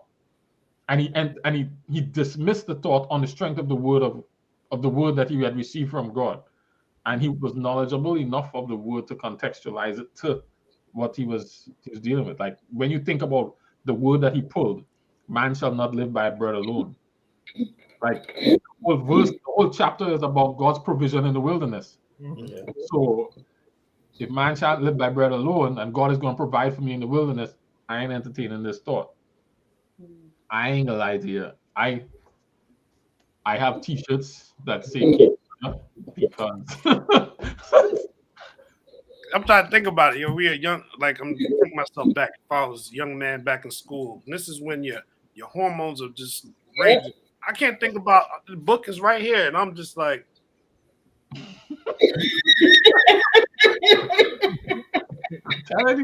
there's no deliverance in them little classrooms. and I don't have a plan, and sometimes I reject No and plan. I'm like halfway. I am like the guy on the road, go home by the wrong way, right? I'm well on my way. Yeah. All I did is stop to rest. Mhm. Trouble came looking for me. I was minding my business. I was Right. going the right way. Right. Right? I didn't go by nobody's house and knock and say, you have anything to eat? Right. I didn't go by the shop, I didn't double back and say, I'm gonna pass this way, but I ain't gonna stop. No, I went the way I was supposed to. Trouble came and found me on the road. And then you have your boys too, because they're gonna be like, "Hey, Jared, you see that?" You just be like, "Leave me alone. Leave me alone. Leave me alone." Leave me alone.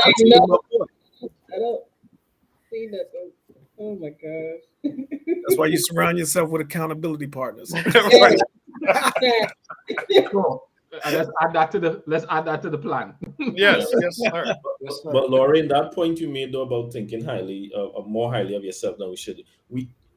There are all these great debaters, right? And Satan, of course, is probably the greatest. And we always convince ourselves we can get into a conversation with him and outsmart him, which is what Eve did, right? She entertained, and then she's now going back and forth with him.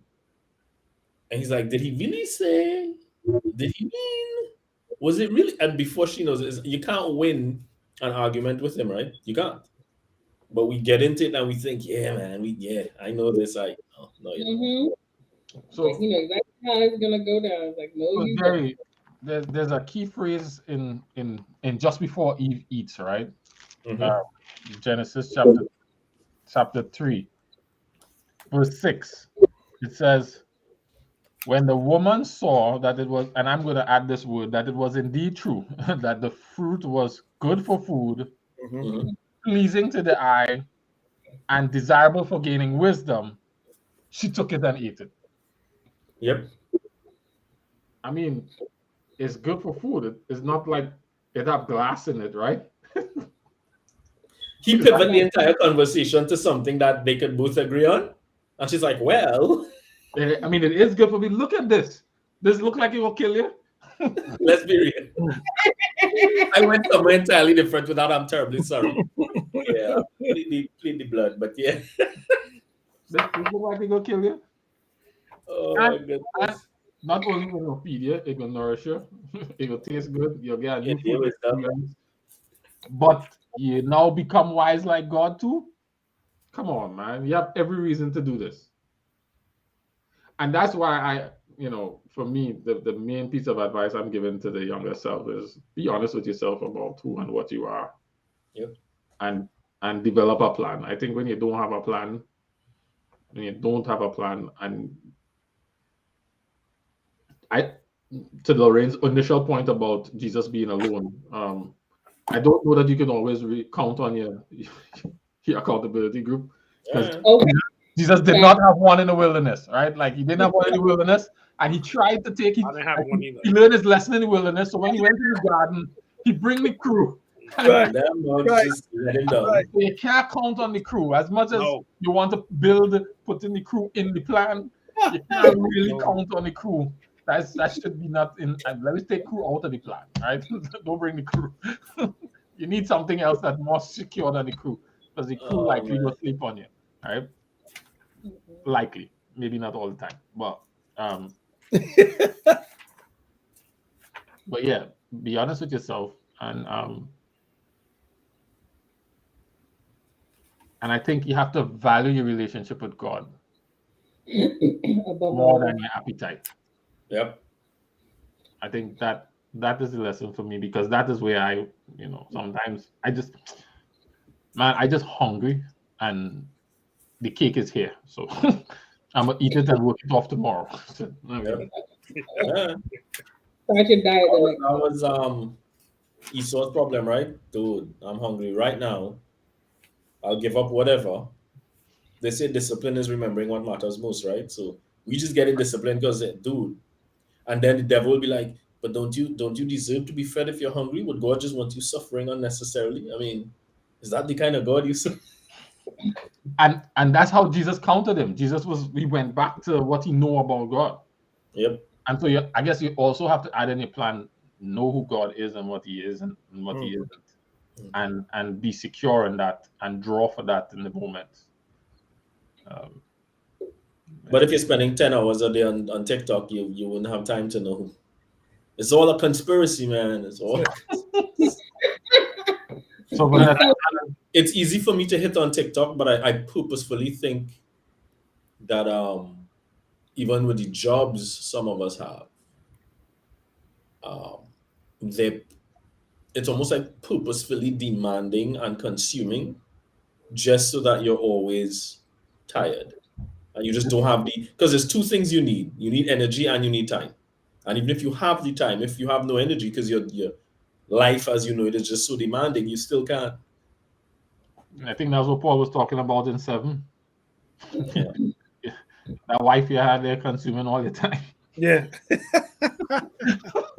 Don't stop. Sorry. Vanessa says, so what do we entertain that have roots? Should we establish ourselves where our roots are now set? So I'm going to answer that. Since we're here, we might as well stay. So I'm going to answer that from personal experience. So that's where that if your arm offends you, cut it off. I think that's the approach I had to take because there was no slowly transition. No. There was no slow transition. There was no let's talk. No. There was a That was the only way. There was no hoping and let's pray about. No, it was it had to be a clear cut, like immediately, because once again, it's that being honest with yourself thing. Like, oh yeah, we can just decide. Well, you had decided before, Yeah. and clearly that didn't work. I mean, And when I bathed and put on my underwear, my decision was already made. I was just looking to see whether Yes, sir. whether we was going to carry through or stop or come back. But I decided from the shower before. yep, yep. Lord, give me the legs of Joseph. Look, for real. For real. And then what's sad Secular history says Potiphar's wife was banging, huh? She wasn't just some like old. Yeah. So that goes back to what Jared said with Christ as well. It was I'm not entertaining the thought. Draw from the word, throw up a wall, and pivot. That's a whole sermon, Jared. But we're right now we're at where you entertain the thought. You ate the cake. So feed it, you put water on it. See, you feed it. That's what Vanessa's saying. It's like, you know, if it has taken up root in your life, in your mind, it is growing. But what about nowadays? It's like we talking about what they use social media for. It's mass marketing for most of the time. We talking about all this. You just seeing flashes of these advertisements of cake everywhere. Yep. Literally or figuratively. And it's like, okay. You can't watch it. Close the laptop and throw it in the garbage. Jared, to your point, you would be going the right way home. You'd be going the right way home. You'd sit down to rest, and right under the tree is like 12 billboards. Nah, I stopped for gas. I was doing the right thing. I stopped for gas to make sure I could take the boys to school the next morning. Right. And you know, you go by the gas station and they put the little the little screen thing, and you turn it on, and all of a sudden the screen come on. Yeah. Hey. Yeah. It's designed. It's designed to do just that. Keep distracted. That's when you throw the whole computer away. I mean, those are the steps that are necessary. So I guess the next thing is, the first shake is not enough. You gotta keep shaking. Because it's gonna keep coming back. It's gonna follow you. Know that it's going to follow you home. Yeah. For sure. You thought hey, I overcome. I said no. All right, I'm good. Yeah. No, it's coming back. That's why God says sufficient to the days the evil thereof, right? You might have overcome today or this hour. Guess what? Tomorrow, whole different ballgame. Absolutely. Anticipate tomorrow. Oh man. Look, Vanessa, that's necessary, okay? Sometimes it takes that level of devotion, okay? Yeah. And discipline. Throw the whole computer. There's software that does that now that will monitor stuff, and it will like shut down sites and log you out, and sometimes that's what it takes. Once again, you know these people battling addiction, right? The levels that they have to go to sometimes. And like I said, you have to be honest. You know, like deep down, you know what you need to do. You do. You just don't want to do it. Like that's how it really boils down to. Poke out my eyes. Come on, I need to see. Yeah. Look, Right. I guess really it becomes, what do I care about more, right? And it becomes that, do I care enough about this relationship with God? Or how do I get to care enough? Because I think that may be a challenge. I know that's one of the things I've wrestled with, is how do I get to care enough? Because I kind of want to care. Mm-hmm. You know, caring is a good idea, and I like caring, and I do care. Like, you know, what he did is significant enough that I care. But how can I care more? Mm-hmm. How can I care more that when the conflict comes, I choose the relationship over my stomach and my appetite? We have to stay focused. Again, it's the biblical application of the matrix. Once you get into the matrix, you have to stay focused on your mission and your goal, or else the lady in the red will distract you. Neo, was you paying attention to what I was saying, or was you distracted by the lady in the red? That's a nice dress, though. Whoever designed that dress was a good programmer. Yes. Yes. And that's what it was. He was looking and okay and listening and focusing and trying to keep focus with Morpheus. And all of a sudden, out of all that black, because that means tailor-made for you, it will appear. Mm-hmm. And now you're distracted. And just for that moment, if you allow it to take up root, you know. And yes, I just always imagine myself just running in my mind, and my legs running, and my mind running, and I just keep running, and I got to keep running because my mind is still trying to remember, but I'm trying to run away from the memory. So you just keep running. Oh my goodness. Vanessa says, "How do I care is a better strategy than throwing the computer in the trash? Because, like you said, it comes back. It has to be a lifestyle." Mm-hmm. I would only push back and says, throwing the computer in the trash is the strategy that Jesus says. He said, and Lauren said it. If your eye offend you, gouge you out. It's better to be computerless than to go to the kingdom and then not make it into the kingdom. Mm. You know, so I think it's both and rather than either or. It's because I care, I'm willing to put the computer in the trash. But until I care, that's a starting point too. The other way I like to look at it, Jared, but along those same lines, it's just like, it's like if you're married or in any committed relationship and there are males or females around you who aren't playing their role as they rightly should. Because once you're in a relationship, your friends of the opposite sex should know to dial back. Yeah? We hope. And there are times when, if this is the guy you're dating, the other guys in your life, if they don't want to just dial back, then you just need to cut. Because what you keep ending up in is a this or this, this or this. And there's no man or no woman who wants to feel like, they're committed to you and you're still fighting or battling commitment. You're still trying to decide, well, my friend wants... No, that's not how this works. So sometimes you just have to unplug. For the safety and security of your union. Yep. Yeah, you do have to do whatever it takes. Right. So Vanessa adds, you'll need the computer eventually. We'll buy another, then what? I don't, you see, and I think that may be the deception there, right? I'm not saying that, we think we need things that we don't, and that's, go back to Jesus in the wilderness. 40 days without food. Food is a necessity. Correct. That's the temptation. I need this thing, and I need to provide it for myself. If I start saying things like, I need a computer, and I'm not saying that we don't make that rationalization, because we most certainly do. Eve did it, I do it all the time. So I'm not talking in terms of that I have arrived, right? I'm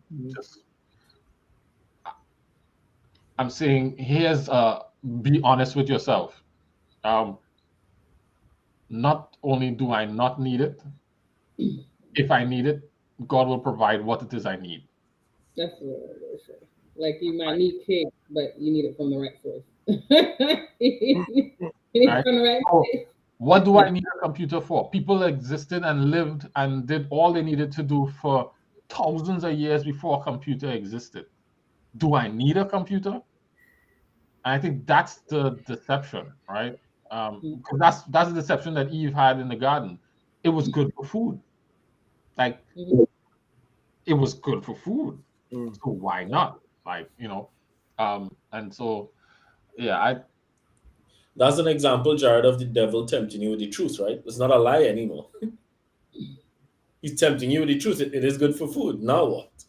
Does the food matter more than your relationship? Yeah. And then for those who, from a Christian perspective, for those who eat cake and now are like, man, I'm a cake eater. You know what I'm saying? Like, like this is my life. I'm a t-shirt card wearing member of the cake eating. I like red velvet. I like carrot cake. I like chocolate. I like whatever. And then they're like, well, this is just gonna be my life forever. Like God's done with me. I'll just.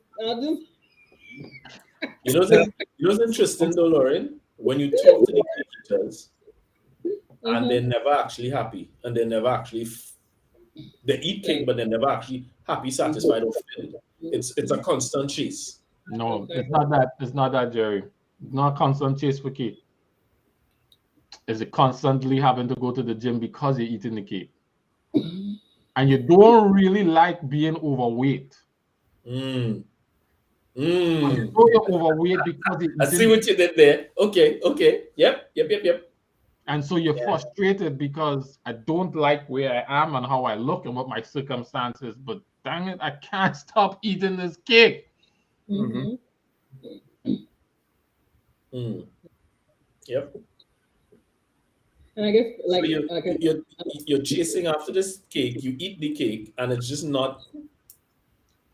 And it's like Adam and Eve, right? You eat the fruit, but it just didn't pan out the way you thought it would. No, not even it didn't pan out. It undermined what you actually want, right?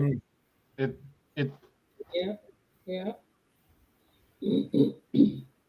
yeah. You don't want to be overweight, and it's now then becomes which one do I want more? To eat cake or fit my clothes? Which one do I want more? In the literal and in the right now it's cake. Right now I want cake more because I can go to Big and Tall XL and buy a pair of pants that look just like the ones that that's messed up. And then you can't even walk a flight of stairs without huffing and puffing, right? Because of all this cake. That's why God invented elevators.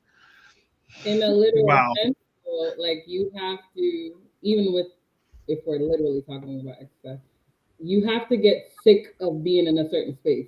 Like you have to get to that point where sick and tired of being sick and tired, right? I'm done. Like this cannot be my life.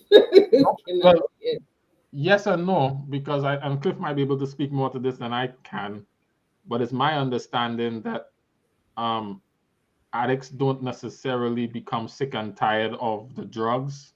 They are taught to value something more a lot of the times. And then they have to stay in that constant state of, I am a cake eater. But they have to now make a choice for this other thing because they have begun to value it more. Right. It is your thinking. It is reprogram. Yeah, this is what we're talking about. It's reprogramming. Understanding that the thing that I need is refocusing on the thing that I need and not focusing on the thing that you want. Right. My life has now changed because I believe this to be of high value when it never has. It's never presented itself. It never lied to me. It never told me that the things that I thought it was going to do, it was going to ever do. It only promised me a short time pleasure. So yeah. And I think once again, being transparent, I think when you're a Christian and you make those kind of mistakes, you kind of feel like, dang, not only, at least for Lorraine, not only have I disappointed him, this is just my mindset, not only have I disappointed him, but I've also represented him incorrectly this way. You know what I'm saying? And so that's where like I said, that cut comes in, because can't dabble, can't play, can't pretend. It's a solid no. It's got to be a full pivot, because we can't just linger and do all that. Yeah, and I just say, in full transparency, having the plan is one thing. Being aware of the steps is one thing. One thing, yeah. But making it all the way home, the third time, is a whole next thing. The third time. The third or the fourth or the fifth time, right? Yeah. I might be good too. Yeah. From that record. Then But then there's- that's where those drastic moves got to be made, though. Like, yeah. Then there's Lord, when I'm on my way home and I'm going the right way, doing the right thing, please don't allow nothing to come. God might tell you buy a hybrid, Jared, so you never have to stop for gas, because damn that gas station. You know what I'm There saying? you go. Yeah, and Get then they yourself go a put it by Tesla. they go put now. Then what they will do is they'll put the same video Yeah, by the electric charge truck. station, and you had to stay there longer because it's taking longer to charge the car. Right? So you thought you'd get away by buying the electric car, but nope, No, you didn't really They get away. jam you up still, man. Well, here we go. Using this specific because I think we've talked about this before. I'm using this specific verse for this context. Not that I'm taking it in context, but look, I just lost my train of thought. It is knowing that God will provide a way of escape. Don't get me jerked, because what I'm saying, I already said I'm taking this out of context, but I'm using it for this context. I used it. But to Jared's point, sometimes the way of escape was before you got in the shower and put on the underwear, right? So you pass that way of escape, and then when you get really jammed up, you're like, well, God, where is this? And he's like, where you? Right. Kind of late now, buddy. Kind of late, yeah. But I guess it's never too late, right? You could always, Well, you said it's always a It's choice. never too late. It's Always just a more choice. difficult, right? yeah, it's just more challenging. Yes. I don't want to be no punk. You sitting in the bar with a bottle of tequila in front of you, and now you're like, God, please, Courtney heard remove me from it. No. So then, Jared, you mentioned the fact that we were talking about earlier about the journey that each of us go on, and how even though it is our path, we're not in it alone. Like there are other people that have experienced similar. I guess another thing would be for people to be honest with each other. You know what I'm saying? But I feel like a lot of times people pretend, oh, I have never, oh, I don't. Oh, what do you? I've been holy from day one. Like I came out the womb in the Lord, and it's like, yeah, okay, well. Or the other thing is you're advocating for the way, right? And everybody believes it's because you're doing a good job, when really what you're doing is trying to remind yourself that's what you need to be doing. Mm-hmm. Yeah. But this is one thing I've learned in that regard. Jesus called us to be witnesses, right? Now, if there's a way that you're not following, something you didn't see, something you didn't do, you're not actually a witness. So this narrative, we like, especially church folk, we like that, yes, we're perfect, and I conquered that thing 20 years ago. And if that's not the truth, then you're being a false witness, right? You're not actually being a witness. And more often than not, it is in transparency and humility when people share things that they are more impactful to the lives of others.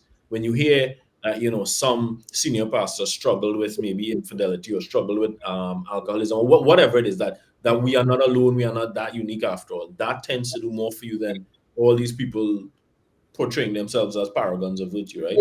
I think that's why the Bible says confess your sins to one another. Now you have to be careful who you're confessing to, because then there are people who would have you all over CNN, Fox, and everything in between, right?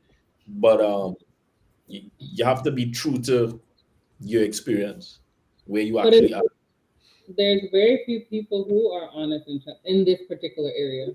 There are very, very few people that are honest and transparent. Because again, they'll end up on CNN, right? Yeah.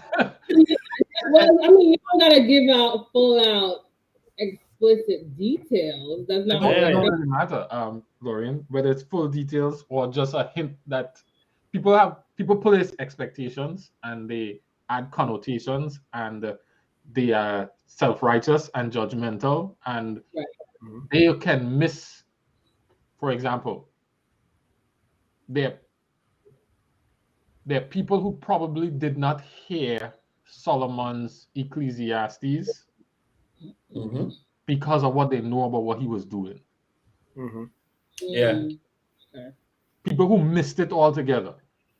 But that's Straight on away. If them. Solomon hadn't gone through the experience of straying so far away, does he write Ecclesiastes? Because he's now talking about experience. I've been there. I did that. And here's how Vanity I and overcame. vexation. Yep. It took me a long time. I kept walking back the way, and the old man kept coming. And then I figured out I couldn't, when the old man come, I'll run from him. But then it wasn't an old man anymore. He sent his daughter. And she bring a doggy bag from her, right? I wasn't prepared for the doggy bag. I was prepared for the old man. I was prepared for the invitation. Wasn't prepared for the doggy bag. And then I learned anything to deal with food, just deny. And now I have strategies to teach you. Do I wait? You know, the experience also comes, I think, sometimes from the yielding to the cake. Yep. So are we supposed to, how do I say this? Are we supposed to, I guess I didn't even go back to God's leading, because I was like, are we supposed to care more what, because for example, the person that can't take what you're saying because they know that you've made a mistake, then that message was not meant for them. Like, I mean, that's clearly, like, if it was meant for you, you would have. Maybe they're not your audience. Like, Not everybody's your audience.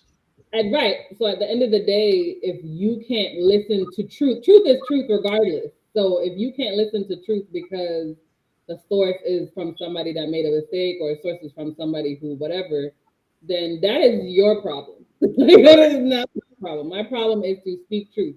My what I'm supposed to do is give my testimony on my experiences to help my fellow brother or sister. Fair enough.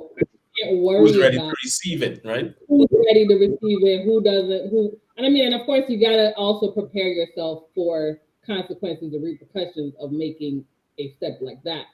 Yeah. But at the end of the day, I'm supposed to value God's leading over what everybody else is gonna say, or how everybody else is gonna view it, or what everybody else. I mean, it's not. I'm not saying it's easy. That's gonna be that weight of the world situation. Which leads us back to the strategy. What do I value more? What the people are going to say, or what God wants? The cake, or what God wants? Like, all of it comes back to that. Who do you value more? What do You remember Jesus' experience, right? Where he's doing what he's doing what he's supposed to be doing. And the Pharisees are like, Jesus from Nazareth, whose father is like, nah, he can't be from Nazareth, dude. No way. Girl that was eating all the cakes? What? Cake eater. You know, I'm gonna go get that on a t-shirt. You know it. Oh, gosh. Nothing but cake. Like, oh, yeah. No, but I mean, at the end of the day, like, regardless of whatever we're talking about, like, the goal should be for us to edify each other and help each other. Like, we talked about everybody's experience the specific details may be different, but we're all in this. Like, we're all in this. There's nobody, at least, and you know, I'm going from my perspective because I don't believe anybody's perfect. I believe everybody makes mistakes, and I'm not so quick to judge people, especially when somebody comes to you with a sincere, hey, like, this is where I'm at. Like, it's not my place to make you feel like, because you already feel low. You already feel less than. You already feel how you're feeling. There's no reason I should add to that feeling. I should be able to put myself in your shoe and say, man, like, dang, okay, how do I help my brother, or how do I help my sister, or whatever? It's not always your job to help, but I mean, just be there for that person on their walk. Be there with them throughout whatever. I like how you said that. I should be able to, and that's why it's important to realize that the situations are the same and it's not unique. because while the details might be different, the struggle in its essence is really the same thing. So you mightn't be struggling with this, but you understand the struggle of the fruit being good for food. You understand what that is. You understand the desire for this knowledge of wisdom, even though God said don't touch it. You know that feeling. And that's the empathy that we can then show. Like if we stay on the details of the thing and say, well, I don't understand what that feels like, then you can't be that support. Right? And then you do become judgmental. But when you realize that is he or she is me and I am them. And even for the one who doesn't seem like they have a problem, like you can see it, because you've been there, and you're like, man, they don't even know, like they have no idea, and all you can do is pray. And if you're close enough to that person, you can talk to them or encourage them or whatever, but help in whatever way the Lord tells you to help. You also can't blame me. Go ahead. Now, if you just look at the 12 disciples, right? We kind of hold them up as Paul or Peter, whoever, great guys. But I mean, look at them. They were messed up. They've been through some stuff. They did some stuff. And it's like, And they continue doing stuff. Look at David. The list goes on, right? The only perfect example we have was Christ. So that means unless you're Christ, everybody else has been through some stuff and is doing some stuff. And it's like, extend some grace, the same kind of grace that you've been the beneficiary of, right? Yeah. But don't jump down my throat if I call you a cake eater and you're wearing a shirt that says I'm a cake eater. I'm just saying. Depends on your tone. I'm saying if you walk in my house, if you walk in my house and you got a shirt that says I'm a cake eater, don't be mad at me if I say you're a cake eater. That's how you say it. Yeah. That's how I like how Courtney said it. A bib that says cake eater. There you go. You came prepared, bib and all, right? Okay. Understood, though. Understand. Vanessa had some comments in the chat. I'm just going to pull them in. She says it's both you choose the cake and you want to fit your clothes. And she says, I guess that's how teachers can keep teaching and not doing.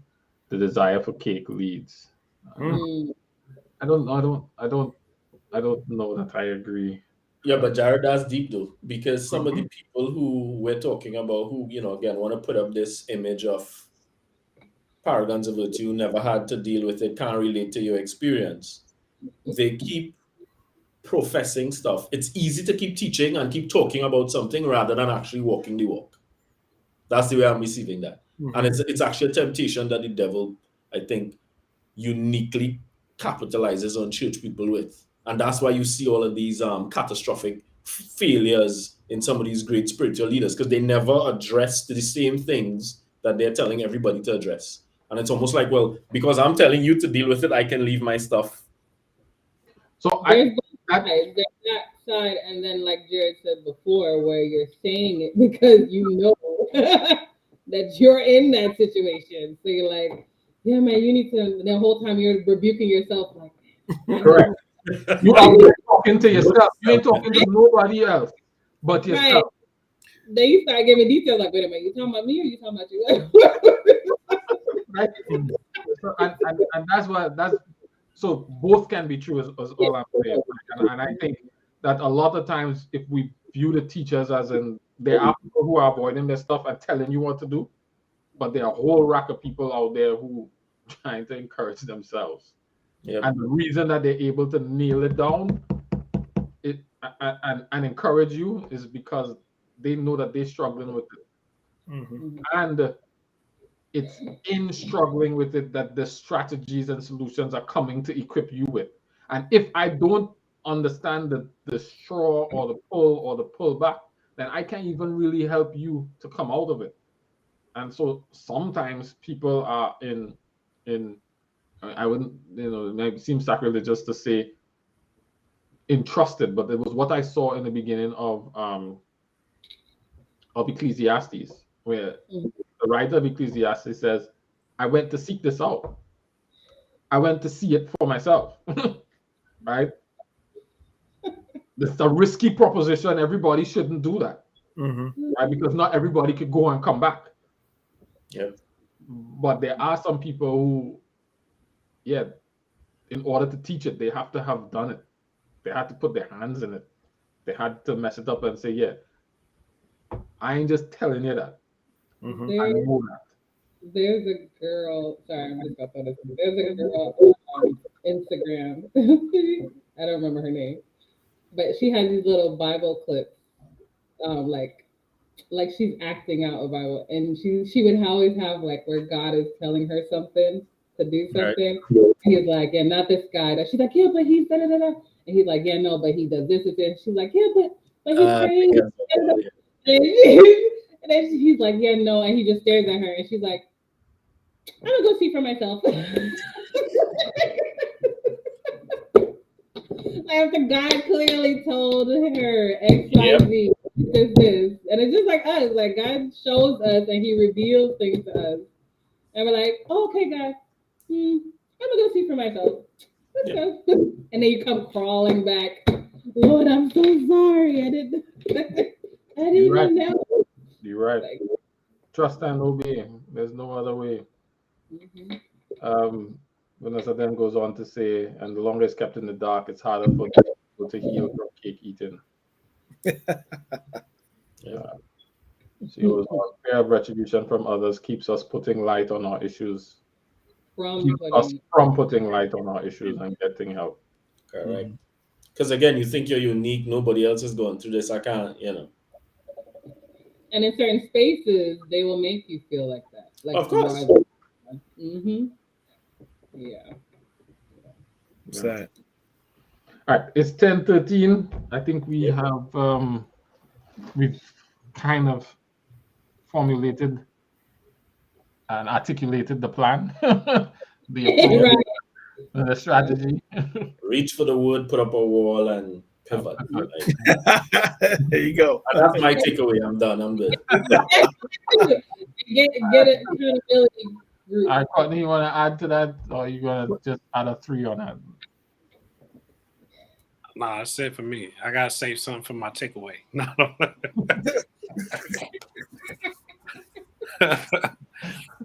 Nah, yeah, I'm good. All right, Cliff. What we doing? Takeaways? Yeah, Jerry said that was his takeaway, so he's good now. So he's good. And okay. Gave doubled up and said that's my takeaway too. If Courtney had something different. Go ahead, Cliff. No, go ahead, Courtney. If you got it, go ahead. This is a verse I saw this week. 2 Peter, chapter 1, verses 5 through 7. Mm-hmm. This says, for this very reason, make every effort to add to your faith goodness, and to goodness knowledge, and to knowledge self-control, and to self-control perseverance, and to perseverance godliness, to godliness mutual affection, and to mutual affection love. And I think kind of summed up our conclusion. So, Lord. I think I'm going to go with. There's a song that Andy Mineo, Christian rapper out of New York. The title of this particular cut is called "What We're Not Going to Do." So the hook is, "Here's what we're not going to do." Right? There's one line in there that's stuck in my head when y'all was saying this. And that's the guy says, "Here's what we're not going to do." He said, "Slide into my DM with those nudes." I replied back, "My wife got those too, and I'm gonna choose hers if I gotta choose." I'm gonna go with that because I think that, in a sense, encapsulates Jared's famous "Reach for the word, put up a wall." That's not even giving any type of credence or credibility to what happened. Right. You thought you had me, but nah. My wife got those too. I'm good. I'm good. Yeah, we keep it moving. Trust Andy. Wow. So here's what we're not gonna do. Check it out. It's a nice jam. Yeah. I receive it. Mine is a little bit different. Mine is coming from 1 Corinthians 4, verse 5. I think it's applicable, at least to me, in this situation. It says, "Therefore judge nothing before the appointed time. Wait until the Lord comes. He will bring to light what is hidden in darkness and will expose the motives of the heart. At that time, people receive their praise from God." You don't know where anybody is. You can't really tell where they are. And just because they're walking around in a cake eater shirt, you don't know. And so grace, prayer,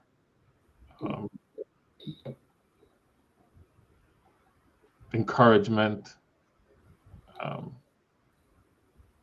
those are the things. See yourself, know your own struggle, and try to support with you in mind. If that was me, what would I need? What would I want? What was the reference again, Jared? 1 Corinthians 4, verse 5. Okay. And I would add, just simply saying, you know, I don't know who's watching or not watching, or even for any of us, like you're never too far gone. You're never too far gone. We've all experienced our different experiences, and you are not alone. God has not thrown you to the wayside. Like you're still His child. Yep. All right. If anybody in the chat has a takeaway, we'll take it now. Probably will pray, because by the time you type it, there's a small delay. We'll probably be done by the time it comes in. So if you do have one, please feel free to share. Anybody want to pray to close us out?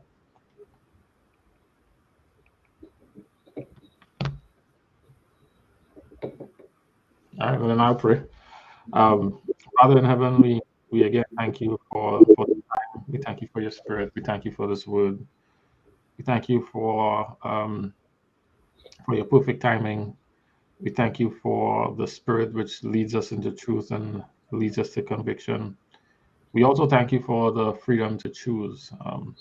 Help us to choose you. Help us to value you. Help us to want you. Help us to regard you. Help us to appreciate you, and help us to demonstrate that through our choices. Being the high priest who understands the temptation, you understand what it's like and what it feels like and what the struggle is.